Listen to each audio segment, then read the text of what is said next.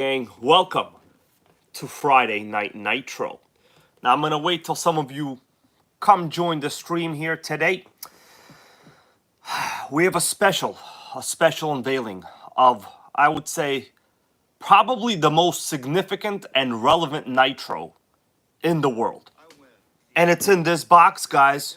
All right, now let me just make sure I welcome everyone to the stream, and I will tell you where this came from, how I got it, and before the show is over, we're gonna do two things, guys.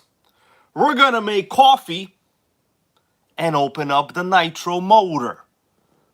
What do you think about that, everybody? Okay, we got the man of the hour. I want to say a special thanks to Tarek Curry. He's in the stream right now. He donated everything you see inside this box.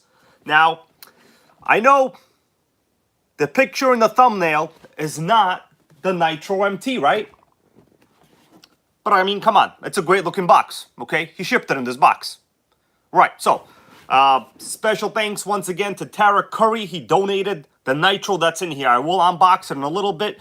We will take a look at it, and I will see what is going on. Because, you know, old Nitros, there's always a lot of problems. And hopefully the common HPI problems that I already foresee in every single one, hopefully this doesn't have them, because I got to tell you, sourcing parts for these older cars is honestly not that easy. All right, I know, guys, I really love these old HPI Nitros, but the thing is, they have, I would say, exactly, well, how many problems would I say are very common? You guys tell me what you think the most common problems in vintage HPI 110 scale Nitros are, and I will tell you one problem that I have about 50% of the time. We got Dario Mendez in the house right here. Okay, Kai Stokes, Joseph Watkins. Let me ask you guys, the stream quality okay? Is the stream quality okay? You know, interruption-wise, you know, last time I was doing a stream over here, the service was so bad I had to, it shut me down. They shut me down. All right, guys? Pretty sickening. Okay, Tarek Curry says it's perfect. Now, let me tell you before we open it up, the main problem is always the fuel tank. 100% always the fuel tank. And the RS4 actually doesn't have it that much. It's mostly on the Nitro 3 chassis. We got Dan Y in the house. Now, guys, hopefully this Sunday, Dan Y and I will be unboxing his brand new Serpent Nitro buggy. If you want to get the brand new Serpent Nitro buggy, I put a link in the description for you guys, okay? Now, I'm going to do a quick little view, and then I'm going to brew a little coffee, okay? Because I'm still not feeling the best, guys. Check this out. Check. You ready? Should we open it up a little bit? All right, we got about 58 people, which means exactly 6,000. Whoa! Look at that sickiness in this box. It says Bud. All right, what do you think about that, Bud? That's right, guys. We're going to take a look at it in really good detail, guys. Now, before we do that, you know, it's still early. I'm going to give people a chance to come into the stream here. We'll talk about what's significant about HPI and what is my favorite scale of RC. You guys want to take a guess what my favorite scale and style of RC is? What is my favorite? Okay, come on, make my day, all right? All right, we got Michael Norris over here. He goes, can you help me get my RS4 2 together? Well, I mean, what's wrong with it? It's in pieces. Like, what did you do? Take it apart to repair the clutch? The clutch bearings pissed you off? I mean, I can, the list of things that I think could be wrong with your RS4, it will never end. I pretty much have dealt with every single problem so far, no matter what the case is. All right, now, people's guesses are coming in. We got Helen Morris. How are you, Helen Morris? I'm still feeling not that amazing. That's why we got some coffee over here, okay? I'm going to brew a live cup of coffee with this giant coffee machine, guys. I'm going to do it right now, all right? Okay, now, my favorite scale is actually the 110 scale Nitro segment, all right? The reason is that's where I started out. I feel like that segment is undervalued. Okay, now today, that segment is dead. Pretty much the only 1/10 scale nitro you can get is a HSP. Now I'll tell you this, nothing wrong with HSP, guys. I love a good nitro. It doesn't matter what brand it is, okay? I like it. But all right. But the thing is, you cannot compare an HSP to an old, well, brand name nitro. I'm sorry, you cannot compare them, okay? I've owned them, and I've owned pretty much every single 1/10 scale nitro on road from every manufacturer possible. And I'll tell you, you cannot compare an HSP, all right? There's nothing wrong with it. Now, I'll agree, HSP, the 2-speed is very good. I see we got EXGT over here saying 2-speed baby on the HSP. Yeah, the 2-speed on the HSP is very good, all right? Everything else is very bad. Now, I'm just kidding around, guys. It's a good car. Michael and Zatari, how you doing? Goes Bullet G3.0. That's right. You also cannot kill the Bullet G3.0. Unfortunately, I really wish they would have not discontinued the last generation of the Nitro 3 chassis. I really wish they didn't do that. But you know what, guys? I think in the future, maybe this weekend, I will have a deal brewing for that exact car. Do you guys want me to get the last generation of the Nitro 3 chassis, which is basically that one over there? Not that one, but the last generation. I feel like I should probably get it. And we should all try to make it great again. The question is, how much am I going to pay? I will let you know later. Currently don't have it yet, okay? Adam J over here with a good comment. He goes, do you know any fuel tanks that fit on the RS4 Adam J, the answer is the HSP fuel tank. It is not a direct fit. I actually have a video planned where I will be installing the HSP fuel tank. It's like a $10 tank. I literally just bought it right now on eBay to put it into another Nitro MT2 chassis. They'll use the same tank. The thing is, the fuel tanks are a disaster for the old HPIs, along with linkages. So the main problems you have are linkages and fuel tanks and exhaust pipes. Usually people like kill the exhaust for some reason. The freaking annoying. Okay, Adam J, I have a good answer for you. Adam J, listen to this. Adam J comment, thanks, doing a resto now and the primer is leaking. I have the perfect fix for you, man. The perfect fix. I've actually repaired many HPI fuel tanks. As long as the tank itself is not cracked, I mean, you could solder it, but it's a 50% chance of killing it. As long as it's not broken, rip that primer out, just pliers, rip it out, rip it all out. And then get a nice thick metric screw, put a little bit of silicone hose on it, fuel tubing, screw that screw in there, it will be airtight. I guarantee you, your tank will not leak. I've done it on many of my RCs. In fact, I've done it in many videos. So just plug up that primer. The primer is almost always gonna leak. These are like 20-year-old tanks, guys. We're talking about. Let's get real.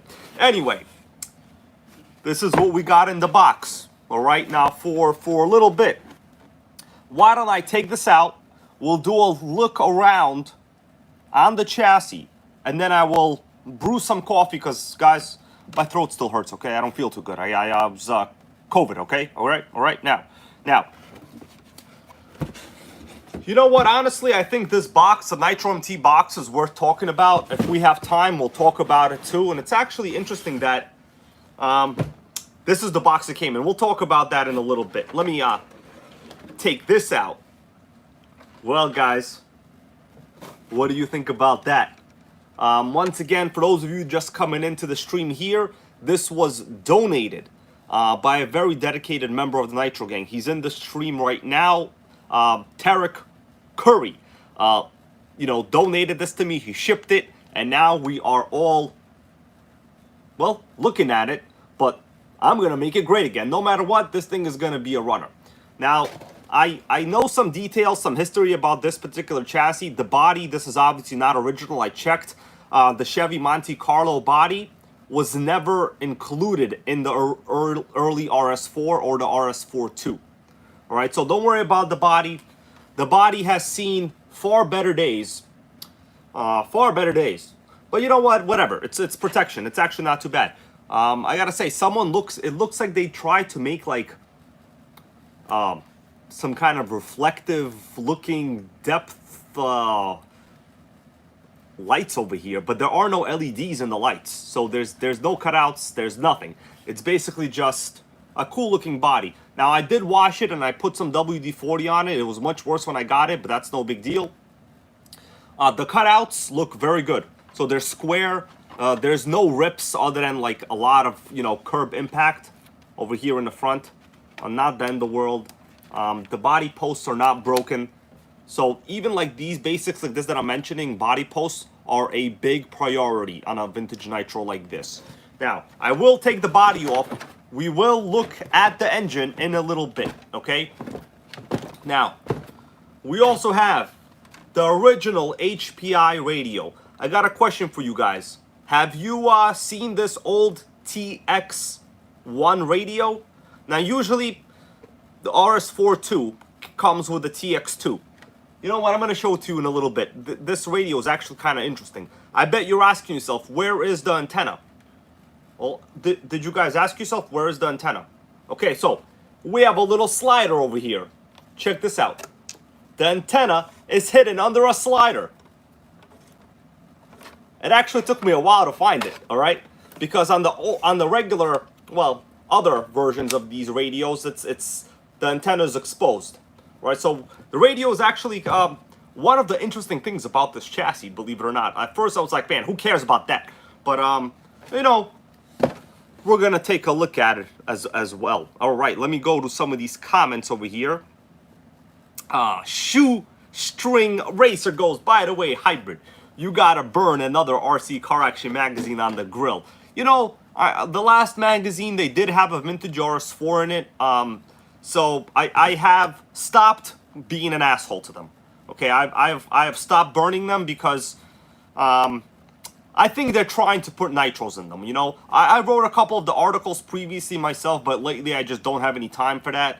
And like, not like they pay me for it. So, you know, it's actually not that easy writing. Actually, writing the article was cake for me. I could write about nitros for days. No problem at all. If this was like the 2000s, I would have my own forum. But it's the damn pictures, man. They're very particular on the pictures. All right, it's taking pictures takes forever. Okay, let's brew some coffee, guys, and then we will continue talking about this RC. How's that sound? Sounds good? All right, there's actually a lot to see here. This is a fairly significant chassis. We will talk about what year it came out. I will open up the motor, and soon it will be running, guaranteed. Okay. First, I'm not feeling too good. I gotta make some coffee. Okay, guys, give me a second. For today's coffee selection, I have purchased 100 K-Cups. All right, they were on sale. So check out all my K-Cups I got. I got a lot in here. It's a box of 100 K-Cups. All right, you see that? 100. They were on sale, you know, Prime Day. This is like the Amazon brand called Solimo, Colombian medium roast. I already tried it. It's drinkable. So does somebody want to take a guess how much 100 cost? 100. All right. This channel, we don't only talk about nitros. We talk about, you know, things that we like talking about. And coffee is something I want to kind of talk about right now. So Solimo, this is the Amazon brand. Samuel Zimmerman goes 100. Tara Curry goes $45. A box of 100 cost me $24. Okay, so it's about 24 cents. 24 cents per serving, guys. Now, I will admit, the Dunkin' Donuts ones are much better. So NitroGang Queen Melissa over here in the stream, she gave me a couple Dunkin' Donuts K-Cups. They were superior. Okay, I will confirm they were superior. But this is also not too bad. It's convenient. It's easy. We're gonna pour this right now. All right. Okay. So is my machine on? Let's do it. You guys ready? We're gonna do it together. Then we're gonna open up the nitro. I need energy before doing this. All right.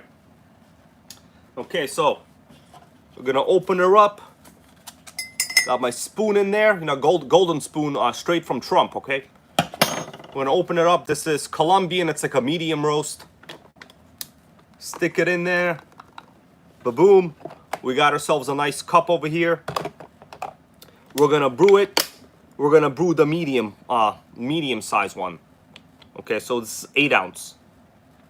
8 ounce. I'll be honest with you, the Dunkin' Donuts K-Cups, they're much stronger.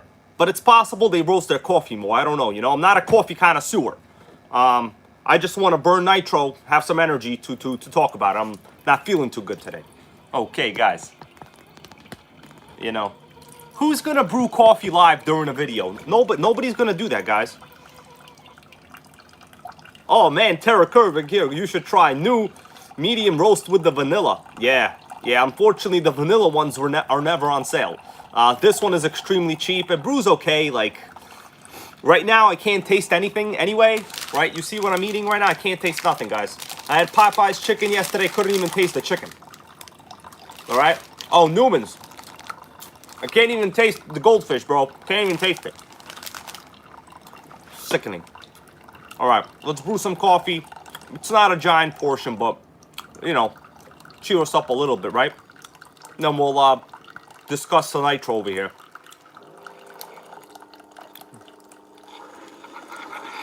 All right. Shoestring Glazer likes the gold spoon. Who said spoons gotta be boring, you know? Spoons don't gotta be boring, guys. All right? All right. Here we go. I'm gonna turn off the machine. It's average. All right. I'm gonna show you guys inside the cup in a little bit if you want to see. The coffee is not very dark here, so. All right, hold on a second.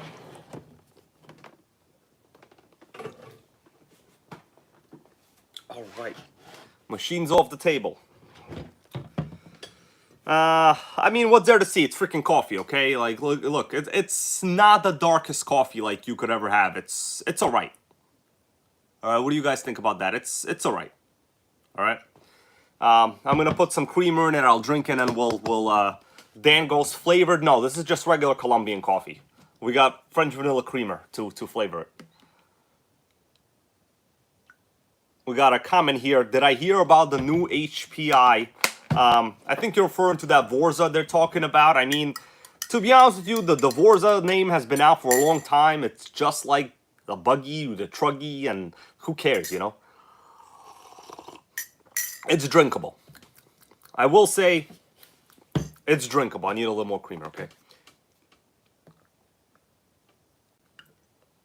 Basically, COVID has you like really, really weak. So I'm drinking coffee pretty much all the time.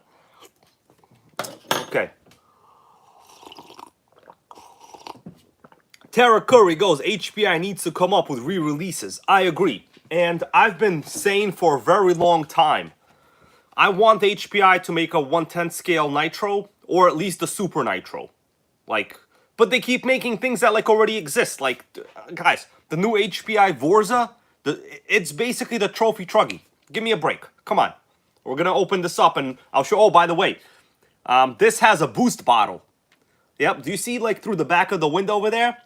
There's a boost bottle. We're gonna take a look at it. Boost, baby. Oh, Hunters are seagulls. Hope you're feeling better. You know, I feel okay. Just extreme fatigue. Can't really do anything without 2 cups of coffee. That's why I got it on sale, you know, Amazon Prime Day. Also, can't taste or smell anything. All right. I'm gonna guzzle this, guys, okay? We're gonna do it quick.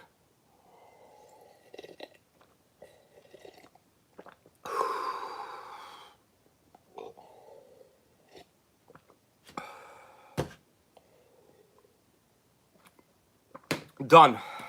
That coffee's so weak you need to brew 2. That's not even a joke, that's serious. The reason why, it's only 23 cents a serving. You see that right here?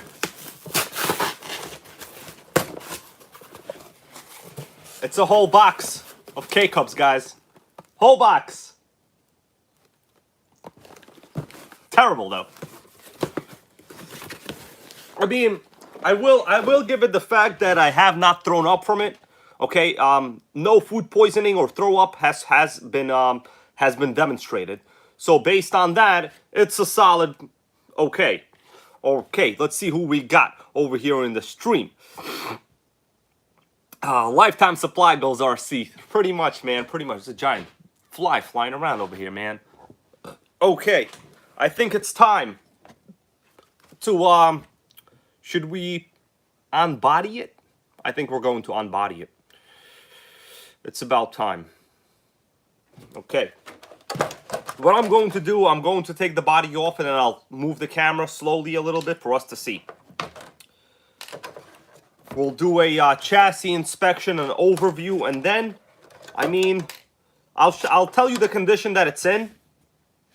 We got Monty Motorsports. How you doing, man? I don't remember seeing you here for a long time. Welcome back, man. Okay. Arma vs. Traxxas goes, how many Nitros do you own? You know, I don't even know, man. Maybe 60. I don't know, man. The thing is, the numbers don't matter. You know, you live your life one Nitro at a time. You know, if you don't want to die, you keep buying Nitros, you know? Like, what can I tell you, you know? Although this one, I was lucky. I didn't buy it. This one was donated to me, okay? I was lucky. Okay. I'm going to take the camera recording device now. And we will look at the car up close. Okay, guys. Here we are. Up close look at the Nitro RS4 2. Manuel Maldonado is here. How you doing? Yeah, he goes, if you can't taste anything, look at the cooling head. I pretty much will. Can't taste nothing. Okay, I'm going to take off the body for now. You know what? We got a little bit of a glare here. Let me adjust the lighting. Okay, the glare should be better. All right, so the body looks like, I don't even know, but it looks like someone stuffed aluminum foil over there. The best thing about it is the cutout for the muffler is very good. They did not mess up the cutout for the muffler at all. The body cutouts also seem to be pretty normal looking. I gotta say, they do not look butchered at all. And they look like they belong where they belong. Okay, I'll take off the body. Guys, are you ready to see some sickening vintage HPI-ness? Well, here it is. Here it is. We got Jayco foam tires. Now, it's kind of a blessing and a curse. The thing is with the Jayco foam tires, they tend to wear fast. So you could be exhibiting really bad ride height. This one seems to have proper ride height. I can tell shock dampening suspension travel is adequate. Okay. We have some friction in the drivetrain. Some friction. Motor-wise, this is a vintage HPI Nitro Star 15 FE. And do you see what's on the back of that shock tower? What does this look like to you guys? That's called a boost bottle. All right? So when you want to yell, you know, 2-speed baby, you can also yell boost at the same time. Yep. Oh, Manuel Maldonado goes, you'll never find this at one of those parades. That is 100% true. This is the ultimate American Budweiser King of Beers NASCAR edition. Let's take a look inside the body. I wonder what did they do to it? Okay. All right, so yeah, it looks, what the hell is that? It looks like someone taped aluminum foil in the light pods. Man, some sick butchering job over here, man. It took a lot of front end damage. That's what I can tell you. Huh. It doesn't look bad. It just, obviously, it's a lot of damage, a lot of tape all over here. It's like different colors. Too many weird stickers over here, you know? Yeah. All right. Now, we're still going to talk about the radio because, honestly, the radio has some interesting things on it I want to point out also. But let's, for now, continue to the chassis. So here's the boost bottle. What does the boost bottle do, guys? I remember years ago, many engines, even some OS engines, they used to advertise boost ports. So you see there's a silicone fuel line going directly under where the carburetor is mounted. So here it is, silicone fuel line with a pressure fitting going directly into the crankcase. So that is technically how it mounts. What does it do? The theory is it equalizes some kind of crankcase pressure. Although some boost bottles would also mount like towards the rear of the crankcase, oftentimes on the motors with no pull start. So it would be very easy to see. Here you really can't see it that much. Also notice this super old vintage style HPI exhaust header. Man, what were they thinking? It's, well, it's not a 90-degree header, but it sure is about a 110-degree header. Right? That's a 110-degree header, guys. Right, so model-wise, what model do you guys think this is? So you have an option of a couple choices. There's an option of a couple choices. Either RS4 or RS4 and also, about what year do you suppose this is? Now I have my answer to all of these questions already. Manuel Maldonado goes, the boost bottle provides sensational feel. Yeah, in this case, we're going to see what it does provide or doesn't provide. It looks like one of the letters for the sticker here, NOS, it's supposed to be NOS. Basically, these were like, you know, back when like, you know, Fast and the Furious came out. When they had NOS in their cars, nitrous oxide, right? People put these on RC cars also, you know. Some of it, to be honest with you, there's no like evidence of this being a fact or not. But I know OS did have versions of engines that had boost ports, boost port fittings built in. Okay, so we're talking about the year. EXGT goes 98, my guy. Tara Curry goes, he agrees. I would suppose this is 98 to 2000, all right? We don't actually know because there were many models of the RS4 chassis, and I would think this is the RS4 too. Definitely not the RS4. The reason is, the old RS4, the first model, came with a .12 engine, and it also had a silver chassis, so it wasn't purple anodized. This one is purple anodized.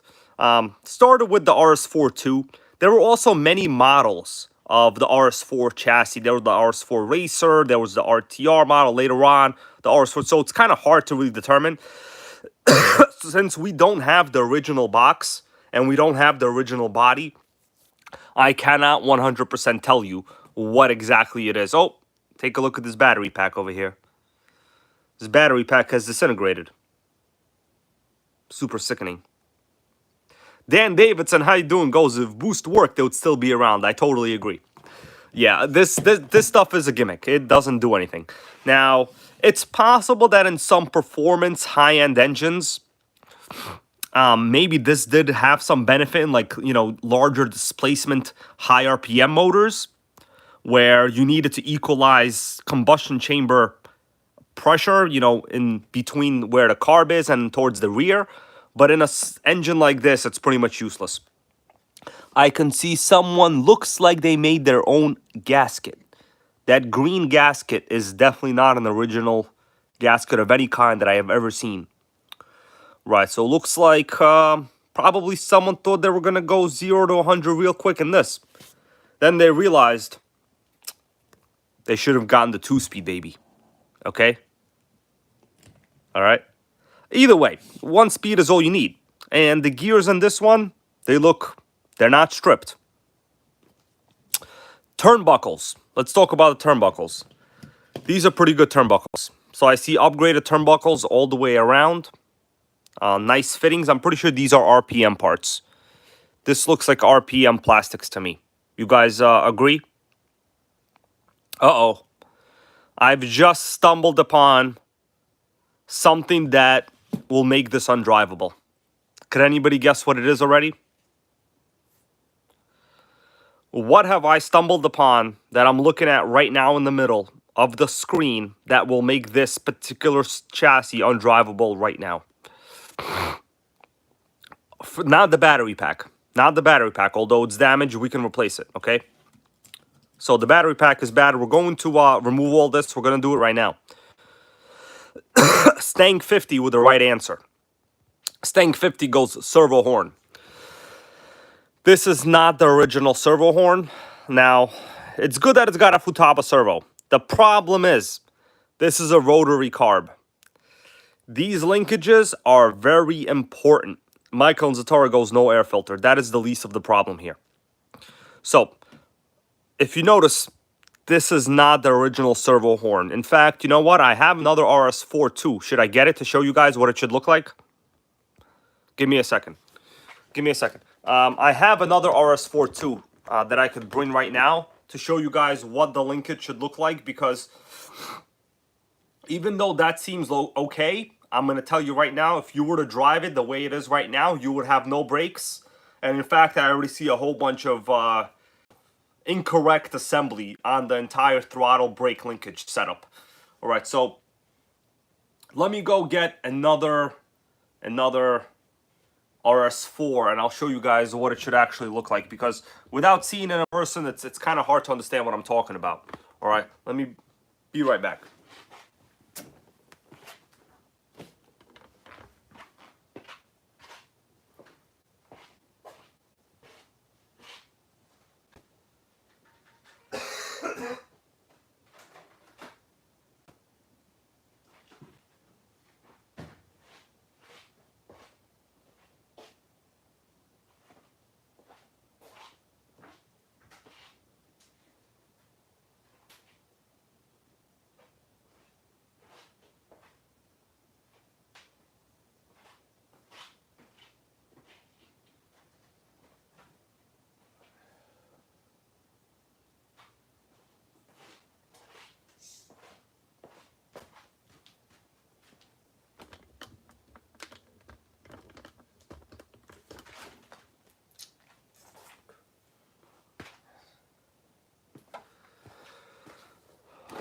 Alright guys, all had to a little adaptation to the plan. I couldn't find the RS4, so I pulled out on Nitro MT.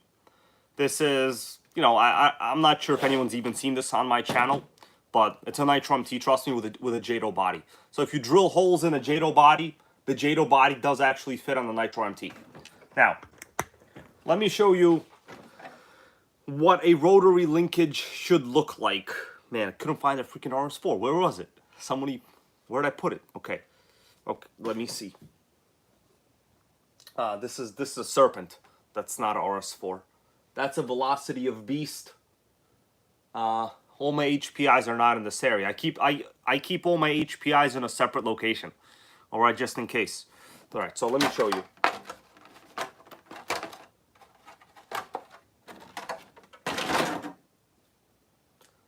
So this is what a regular linkage for a rotary carb should look like. Now on the RS4, it's a little bit different than this. It's a different angle.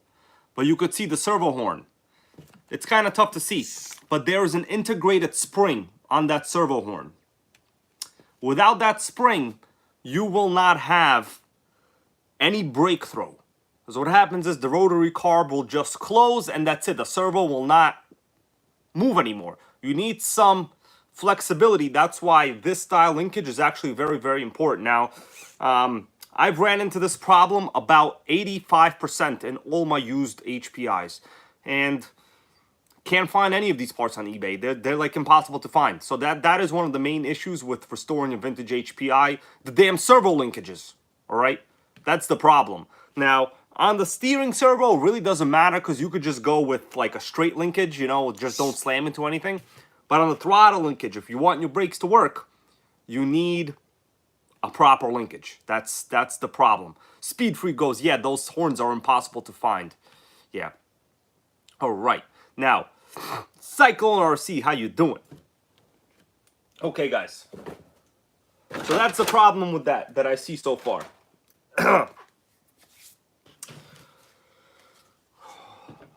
Engine-wise. All right. Engine-wise, what do you guys think about this cooling head? It's not the original cooling head, right? No, it's not. So this was an updated, probably an upgraded cooling head. I think they were sold for like, well, it was common. It was like an upgraded .15 cooling head. It's not that interesting. It's a basic .15 engine, okay? That's all it is. Exhaust-wise, this is the original stock muffler. Now, the first model RS4, not the RS4 the RS4. Notice the shock tower has a hole here in the back. It actually had a rear exhaust baffle style muffler come out the rear. It was a very cool setup. If you guys have seen my Super Nitro videos, you would know that my Super Nitro still uses the original baffle exhaust. You know what? I might actually find it. Actually, no. I don't know where it is. Why was I looking there just now? Must be the COVID dude making me look around. All right. Shoestring Racer goes, in 30 years, Hybrid will be the curator of the world's greatest RC Nitro car museum. I sure hope so, man. You know, people have been asking me to open up a museum. The thing is, what the hell do I know about museums? You know, I don't know shit about museums. You know what I'm saying? I didn't go to school for art history. Okay.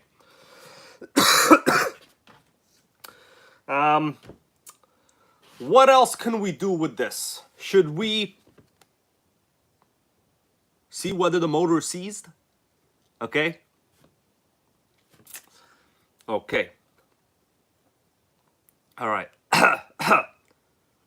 Paul Clancy, how you doing? All right, I see right here. Paul Clancy, I'm going to read your comment. Oh, Manuel Maldonado. He goes, thank you, bro. The harmony of first-class technique and our sports mind, that's M-Brand. Oh, he brought up something we're going to talk about, guys. Remember what Manuel Maldonado just said.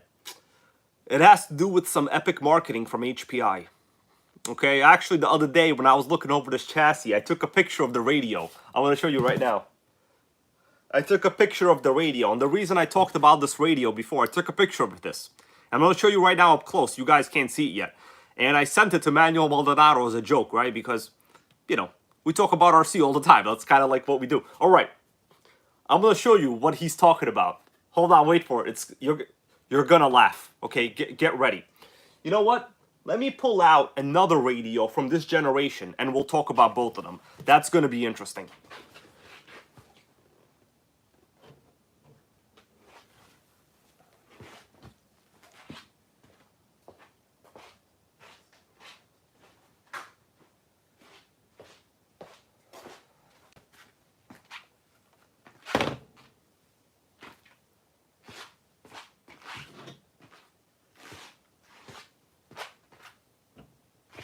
All right, guys, I'm here. Hold on a second.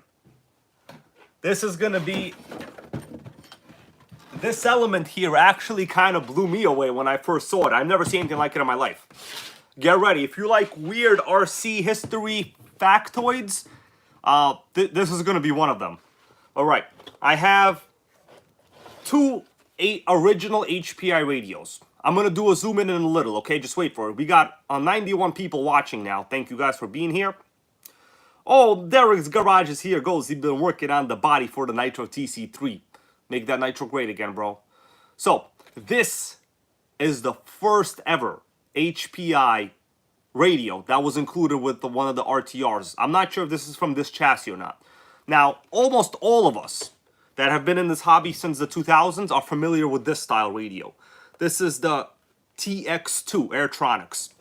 So if you notice, TX1, TX2. Even Schumachers came with these radios. I like it, okay? But I'm going to show you something a little bit interesting. I've actually never in real life, in person, seen this one up close, ever. So we're going to take a look at it right now, okay? Are you ready for this? You're going to be blown away, guys. Oh, hold on. Let me show you what I'm talking about here. Okay, let's get some lights, and I'll show you right now.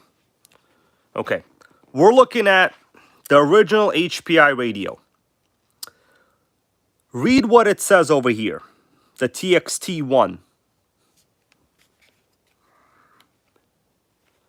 Okay, it says, the harmony of first-class technique and our sports mind, that's M-Brand. What the hell are they talking about? Does anybody know what the hell HPI is talking about here? The harmony of first-class technique and our sports mind, that's M brand. What M brand? Did they think this is going to be like the Nitro RS4 M edition, like BMW? What are they talking about? Sickening. No, this is not the carbon fiber. It's the regular TXT1 version. It's not. It's a regular, you know. Over here it says, ergonomic conception. Ergonomic and the word conception together, I just don't see them going together. It's so weird. Now, I found something else. You guys want to see something else that's weird on it? I'm not saying that it's bad. Paul Clancy goes, thought they reinvented the wheel, literally. Check this out. On the bottom, where the trigger is. This is the trigger. Manuel Maldonado and everyone, you're going to like this. Check that out. Sensational feel. Man. What the hell were they talking about? Sensational feel. Let me check how sensational the feel actually is. Okay, hold on. So I grabbed it right now in my hand. It feels kind of mundane. Okay? Sensational feel. I don't know what they're talking about, guys. All right? But it's quite sensational.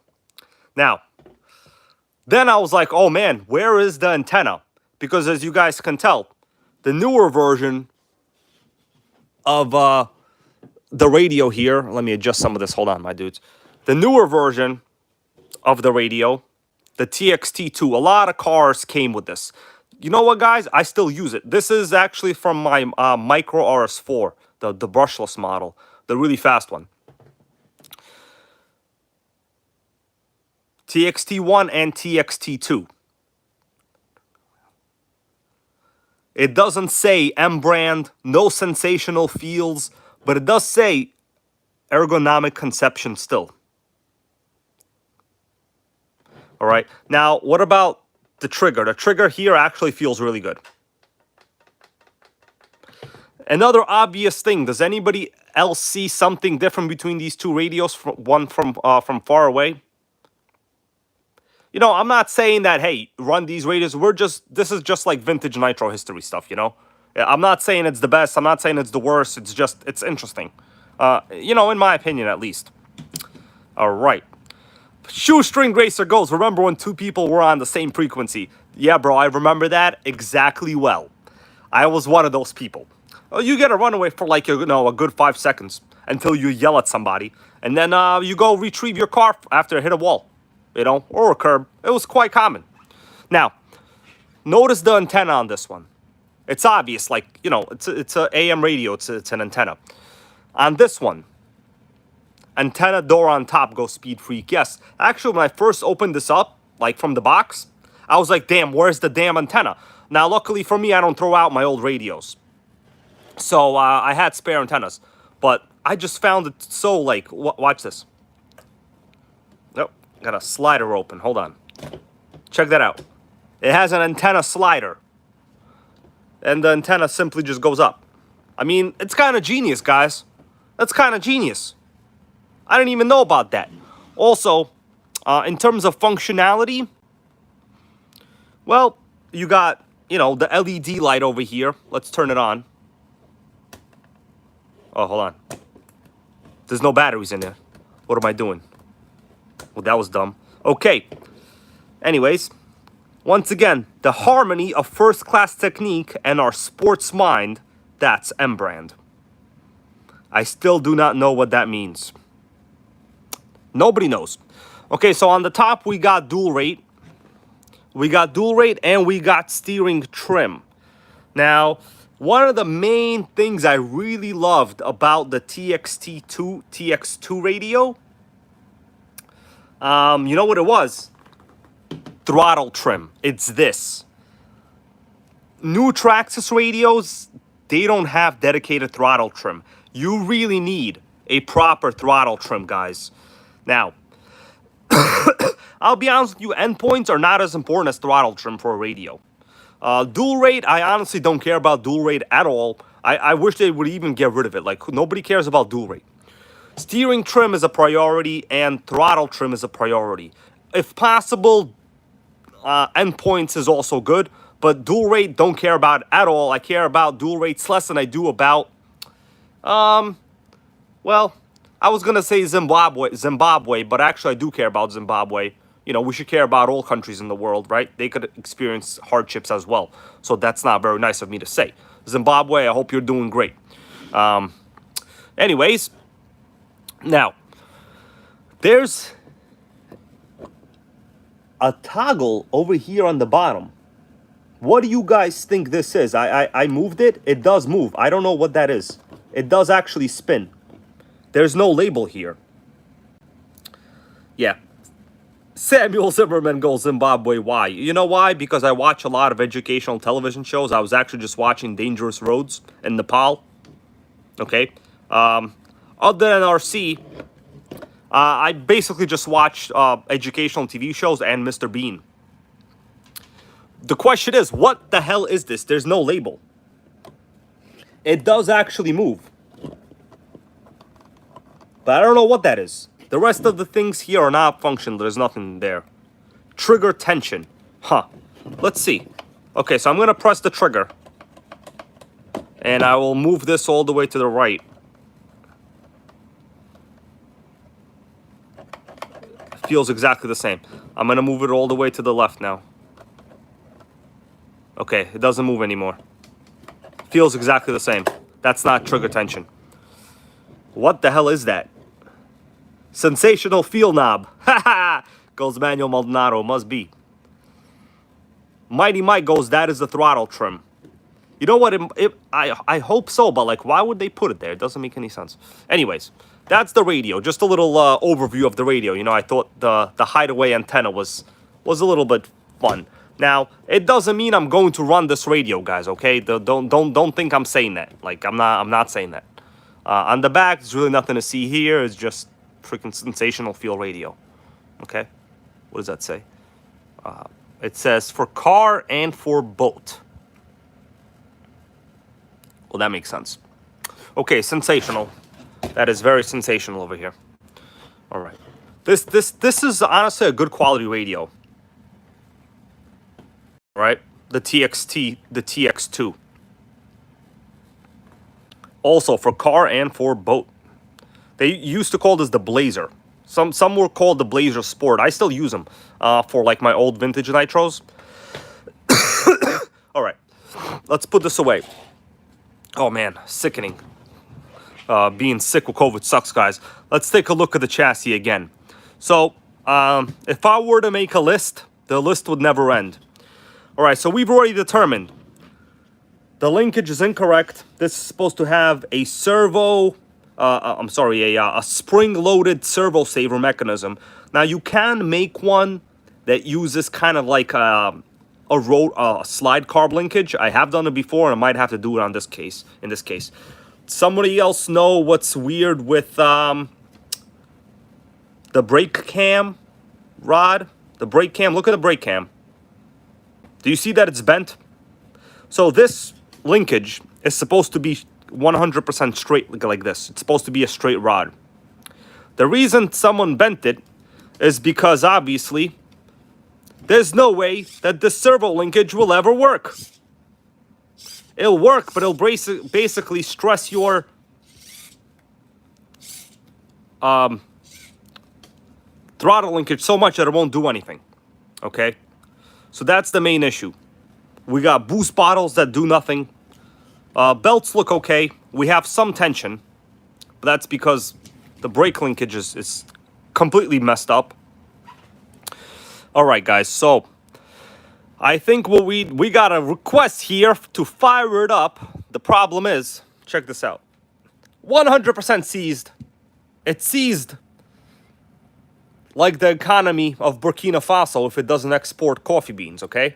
You know what the economy of Burkina Faso mostly relies on? It mostly relies on coffee export. And it's seized, just like this Nitro RS4 too. It's okay, guys. We are going to do the best we can to fix it. All right, now, what I'm going to do first, I think we should probably Well, okay, so here we have a problem. I got to remove this. So let's do this. I'm going to do a little bit of maybe something for now.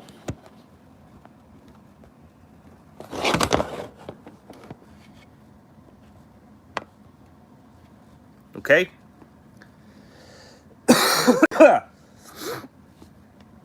All right, so these use JST plugs. Okay, it's completely oxidized in there. All right, hold on, guys. All right, we're gonna come back to this view. All right, I'm having some trouble in that other orientation. Okay, hold on, guys. All right, so okay, that's our M brand. What do you think of my M brand? Nobody knows. That's some of the cool vintage nitro stuff that you only really get to see when you get something like this. All right, so okay, EXGT, thank you for watching, man. See you later. Okay, we got a comment here. Need to get you some belt tensioner on that baby from Speed Freak. To be honest with you, the front belt, I'm pressing it right now. The tension is sickening. Okay, yeah, it's really tight. It's so tight that I feel like something is wrong. Oh, nothing is wrong. The four-wheel drive works. Four-wheel drive works good. Yeah, the belt is super tense. Yeah, this doesn't really need a belt tensioner. I'm surprised. Okay. All right. Shoestring racer goes. The best way to store a nitro engine is to take off the head, carb, and pull start, then put in a small container filled with transmission fluid. Some people do that. I will admit that there is something you could do, but you know what? Yeah, that's honestly a little like very extreme. Now, if you're talking about storing for like 1 to 1+ years, okay, you're right. Transmission fluid, yes, it has the most amount of corrosion inhibitors possible. Even if you look at the transmission of a junk car and you've ever seen like the transmission open up, the oil might be dirty, but you'll notice there's basically zero rust inside the transmission itself. That's because corrosion inhibitors, right? ATF transmission fluid, yes, it's very good for corrosion inhibiting. Okay, on a nitro, to be honest with you, 3-in-1 oil, you pull it over a couple times, you start it up like once a year, it's fine. All right. We need to take a look inside the motor. You guys want to take a look inside the motor now or what? Should we do it? Okay. Let's see what kind of drivers these use. 2mm driver. Okay. 2mm drivers.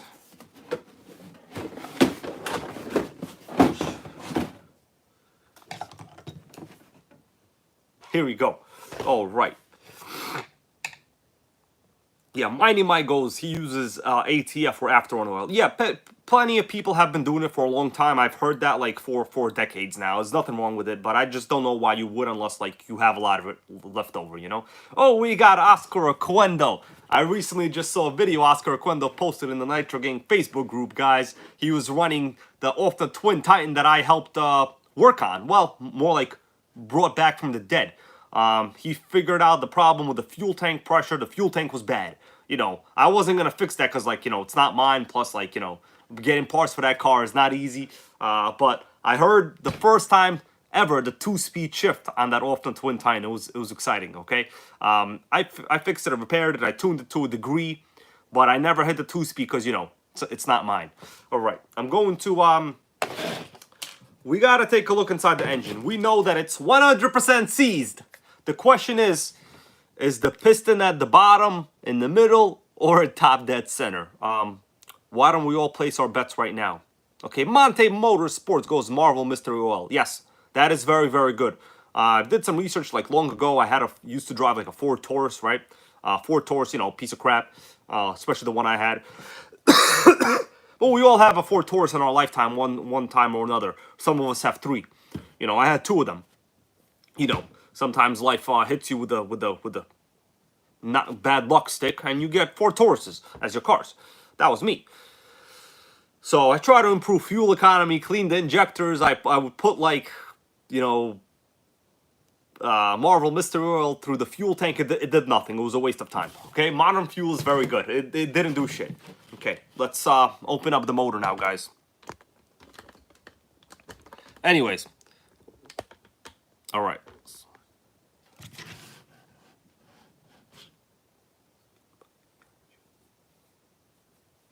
Monte Motorsports goes, I'm gonna bet bottom dead center, top dead center.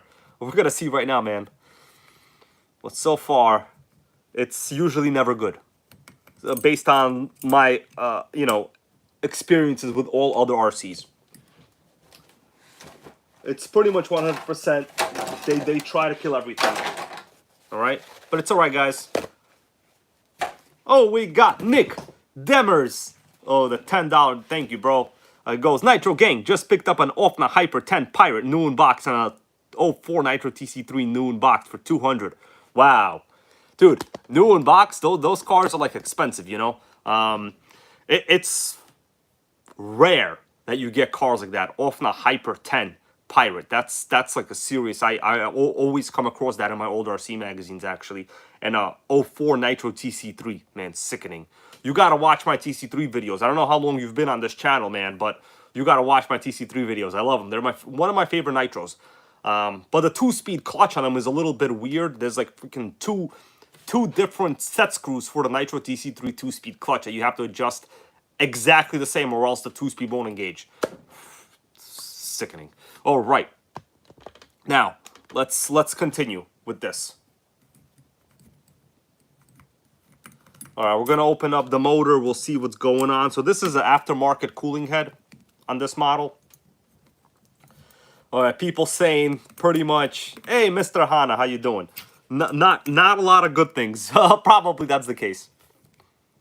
All right, but listen. Hey, we got Speed Gears 123, a channel member. What's up, man? Thank you for joining. Okay.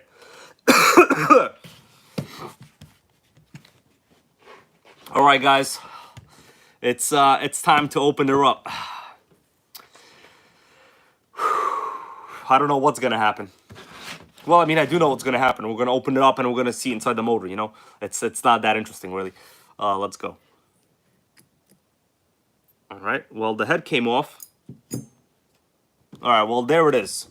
It's all the way at the top. It cannot be any more at the top than it currently is. It is so top that I could probably make a pretty politically incorrect joke about it. Okay? You guys understand what I'm saying? That is how much of a top it is. All right? Sickening. All right, but the piston looks okay. All right, it seems I could see like a little bit of oil there on top, like a little bit. It's not that bad. We have to continue, guys. Let's see. I'm gonna think what I'm gonna do now. Hold on a second, guys. I gotta think. All right, the fuel tank. Fuel tank is clean inside, but that doesn't really mean much. This whole thing needs to be completely disassembled. Should I remove the engine right now? Hey, we got an RC show off. Hey, man, how you doing? He goes, hello, hybrid. Hi, man. Should I remove this engine right now? I don't know. This, it's jammed. It's beyond jammed. Okay, so let's see what I can do. We got, looks like screws were already stripped. I can see signs of a Dremel. All right, so we're gonna have to take the motor out. Tara Curry goes, yes, the engine needs to be disassembled. Let's see if I can remove it right now. Hopefully we don't need to Dremel anymore. Okay, well, that's not gonna work. That's not gonna work. That's definitely not gonna work. Okay, I gotta think now. We're gonna pull out some proper tools. If this doesn't work, I'm gonna have to Dremel it. All right, these are like my most pristine tools over here. Pristine, yeah, my ass. All right, okay. Let's see if I can undo some of it. It might be so jammed, it might need to be Dremeled. Okay, that one's completely done. There's no way this will ever come off. It's gonna have to be Dremeled out. This one, okay, we got this one out. Okay, we got this one. Let me take a look at the one that I'm gonna take out, see what the condition of the screw is. And these are also the old Phillips. Yeah, I could see like remnants of thread lock in there. That's the problem. Okay, so let's see if I can remove this other one while I'm here. I might have to only Dremel one out. Well, we'll do it, guys. Don't worry about it. I'm not scared of stripped screws. All right, let's. All right, well, this one's done. This one's super done. Let me get a bigger drill, a bigger bit for a second here. Well, can't get a bigger one because don't have any more. All right, gotta think, guys. I gotta think. All right, never fails. Always one screw strips. In this case, guys, it looks like 3 of them. So 2 of them are already been Dremeled. 2 of them. Let me show you up close. All right, hold on, guys. Don't you worry. I'm gonna remove these screws one way or another. They're not gonna piss us off. Now, let me just show you what's going on. So, what we have going on is 2 looked like they were already destroyed and they were reused. So the thing is, when you have to Dremel out a screw like this, you should be using a proper new screw, not the old screw again. Although really, it doesn't matter. This one is completely stripped. It's basically a stripper at this point. You know, doesn't even pay taxes. All right. So we're going to Dremel it. We're going to Dremel it real good.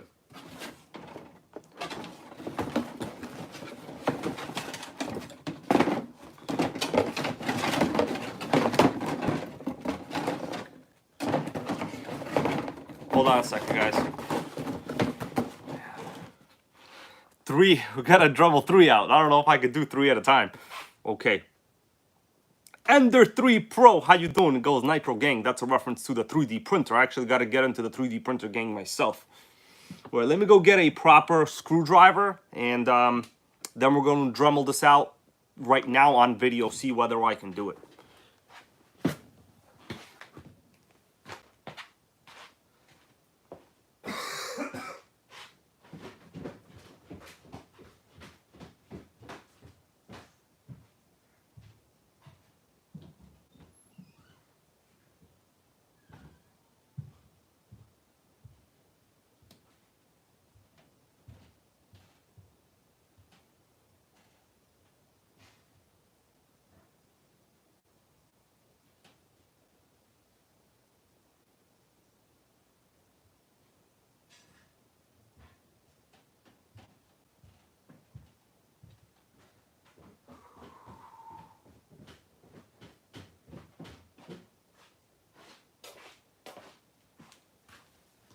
All right, guys, I am about ready to get over here.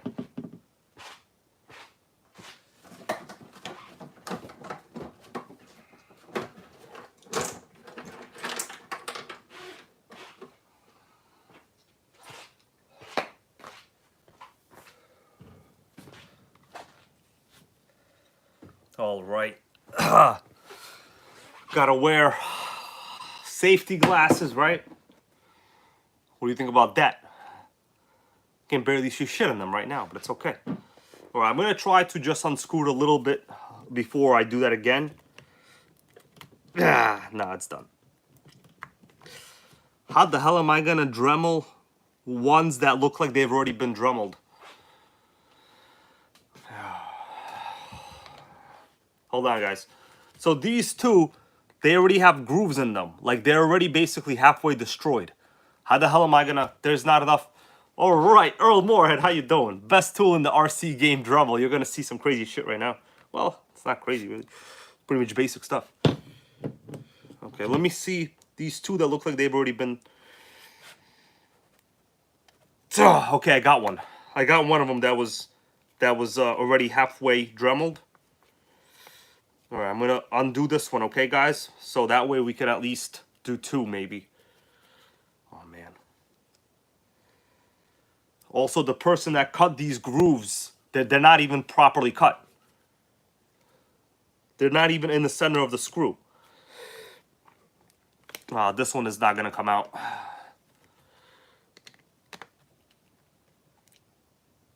Okay, okay.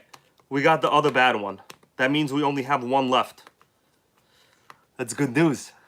All right. All right. So we're gonna Dremel one out right now, guys. Together. You ready? All right. Michael and Zatari goes, heat them up. I don't have access to anything hot right now. I'm sorry, because NitroGang and Melissa's not here, you know. Still got no hotness right now. Okay. All right, hold on. I need some. I'm kidding! That would have been nasty. Come on. I need more coffee is what I need. Okay. So we're going to Dremel out the one that is bad.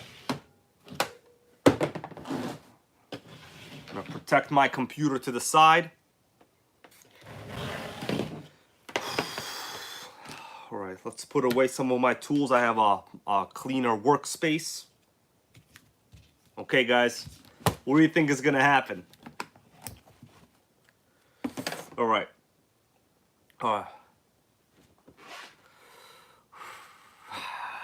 Okay, here we go. I'm going to connect the Dremel.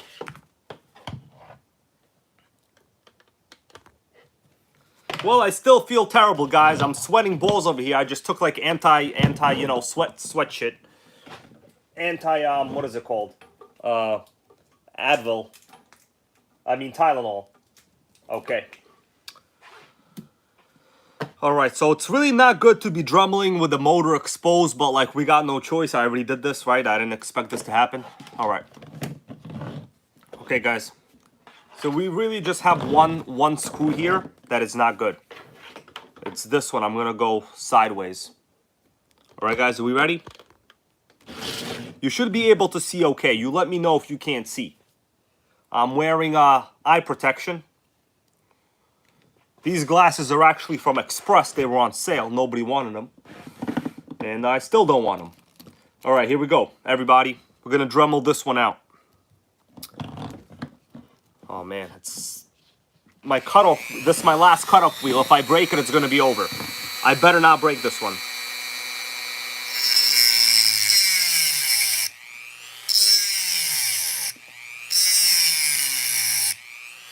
It's coming along. These are small screws, so I'm basically have to cut into the chassis a little bit.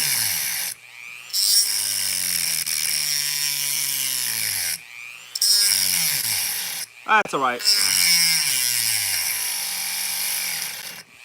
All right, we'll see if that's enough. It might not be enough. What do you think, guys? You think this is gonna be okay? Let's see what happens. Oh man, this is some sickening stuff over here. It might not be deep enough yet. Hold on.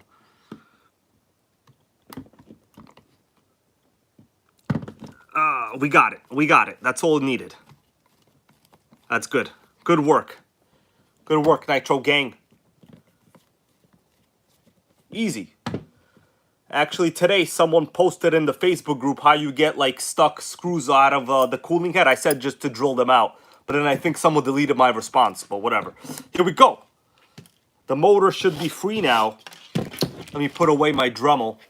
It's my last cutoff wheel here.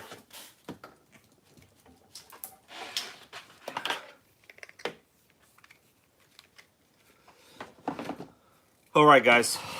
So now we gotta just disconnect all of the linkages, the exhaust. All right, carb linkage is off. The muffler screw, and we can remove the engine. All right, this is yeah, vintage nitro surgery here, everybody.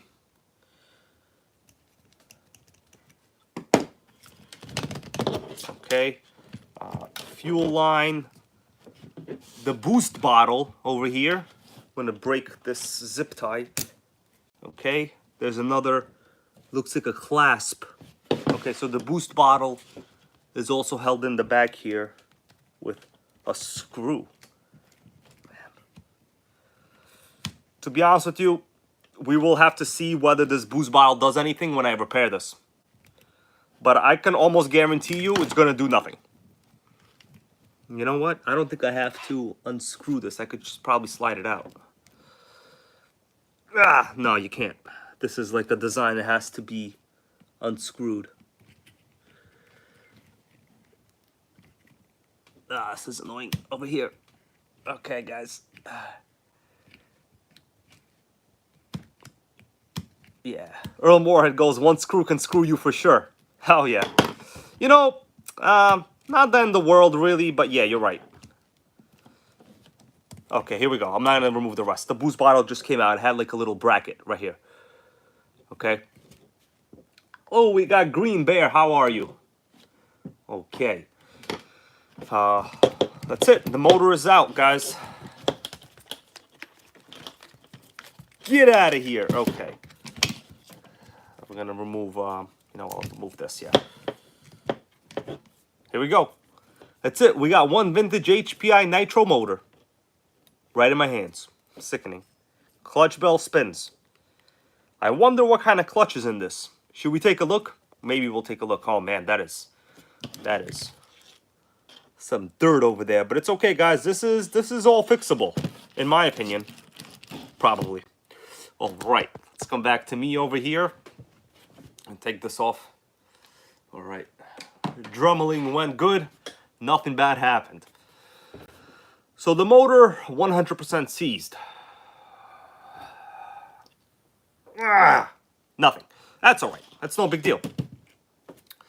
Now, first, how about we examine the battery situation? Yeah, so the battery, it's completely busted. All right, that's what it is. We have the original big zip tie here. Okay, so it basically should just slides out. Let's see, there's another zip tie here. I gotta, hold on a second.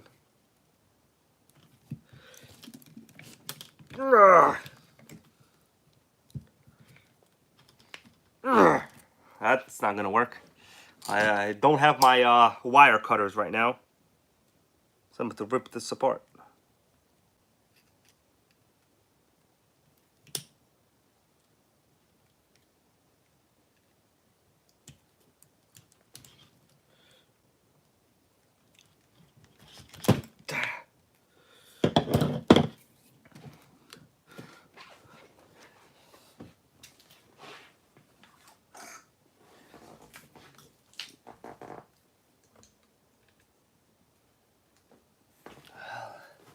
Alright, got wire cutters.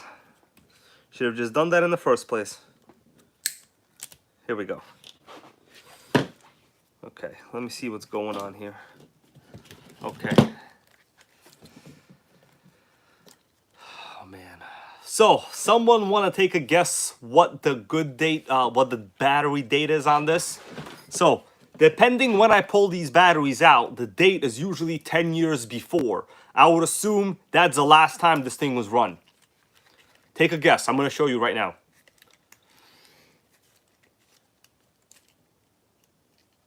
Okay. I have one of the batteries out. They're Duracell. Oh, we got Nick Demers. Oh, the $5. Thank you, bro, with the question. I'm going to answer this question. It's a good question, actually. Oh, hold on the year of the date on the batteries. Hold on a second, guys. Earl Moorhead, you're going before this chassis. This is a 1998, probably. Can't be a 96. It's a good through date. That means these were made in the 80s. Okay, the question is, what do you think is the best Nitro chassis to build up strictly for drifting? Good question. Go to my chat. Well, I mean, you're already on my channel. Type in like my username and drift. You will see a bunch of Nitro drifting videos, especially with the HPI Nitro drift and also with the RS4 too that drifts. To be honest with you, you could drift any Nitro. That's a 10 scale. They drift good. All you need, are you ready? All you need It's plastic drift wheels. It's very good. I'm telling you, watch the drift videos. They will blow you away. In fact, maybe I'll pull up a couple of them later on in the stream once we, you know, settle some business here. All you need is basic 1/10 scale drift wheels. It has to be plastic wheels. It has to be. And you could drift at any speed. I'm telling you, it's incredible. That's all you need. The 10 scale Nitro touring chassis with 10 scale drift wheels are incredible. You don't need anything else. All right, so back to the batteries. I saw we have Speed Freak Ghost 2010. I'm going to show you right now. Look at this. March 2009. So that means, I think usually on the Duracell, they put like a 10-year go-through date on them. So what that means is this is probably ran in 1999. Which makes sense. This is probably 98, 99 model. The person bought the batteries and that's the last time it was ever on the road. That makes perfect sense. Usually, so, you know, these were, I would think these were purchased in 1999, these batteries. Because usually batteries have a 10-year, you know, a good through date on them. The rest of them match. They say March 2009 also. You guys agree with that? Okay. So, yeah, the Nitro Drift videos, I'm telling you, the 10 scale is good at everything. You know, why do you guys think I like 10 scale so much? Because they drift, they run fast, they drive good, they handle good, they have good brakes, they're relatively easy to work on. You know, and generally a lot of people know about these chassis. Okay. Get out of here. Shit. Yeah. Earl Borehead goes, I wasn't far off. But I say, guys, no battery leakage, right? Not bad. Although maybe Duracell is 15 years, but I think it's 10 years. I think. Yeah. Okay.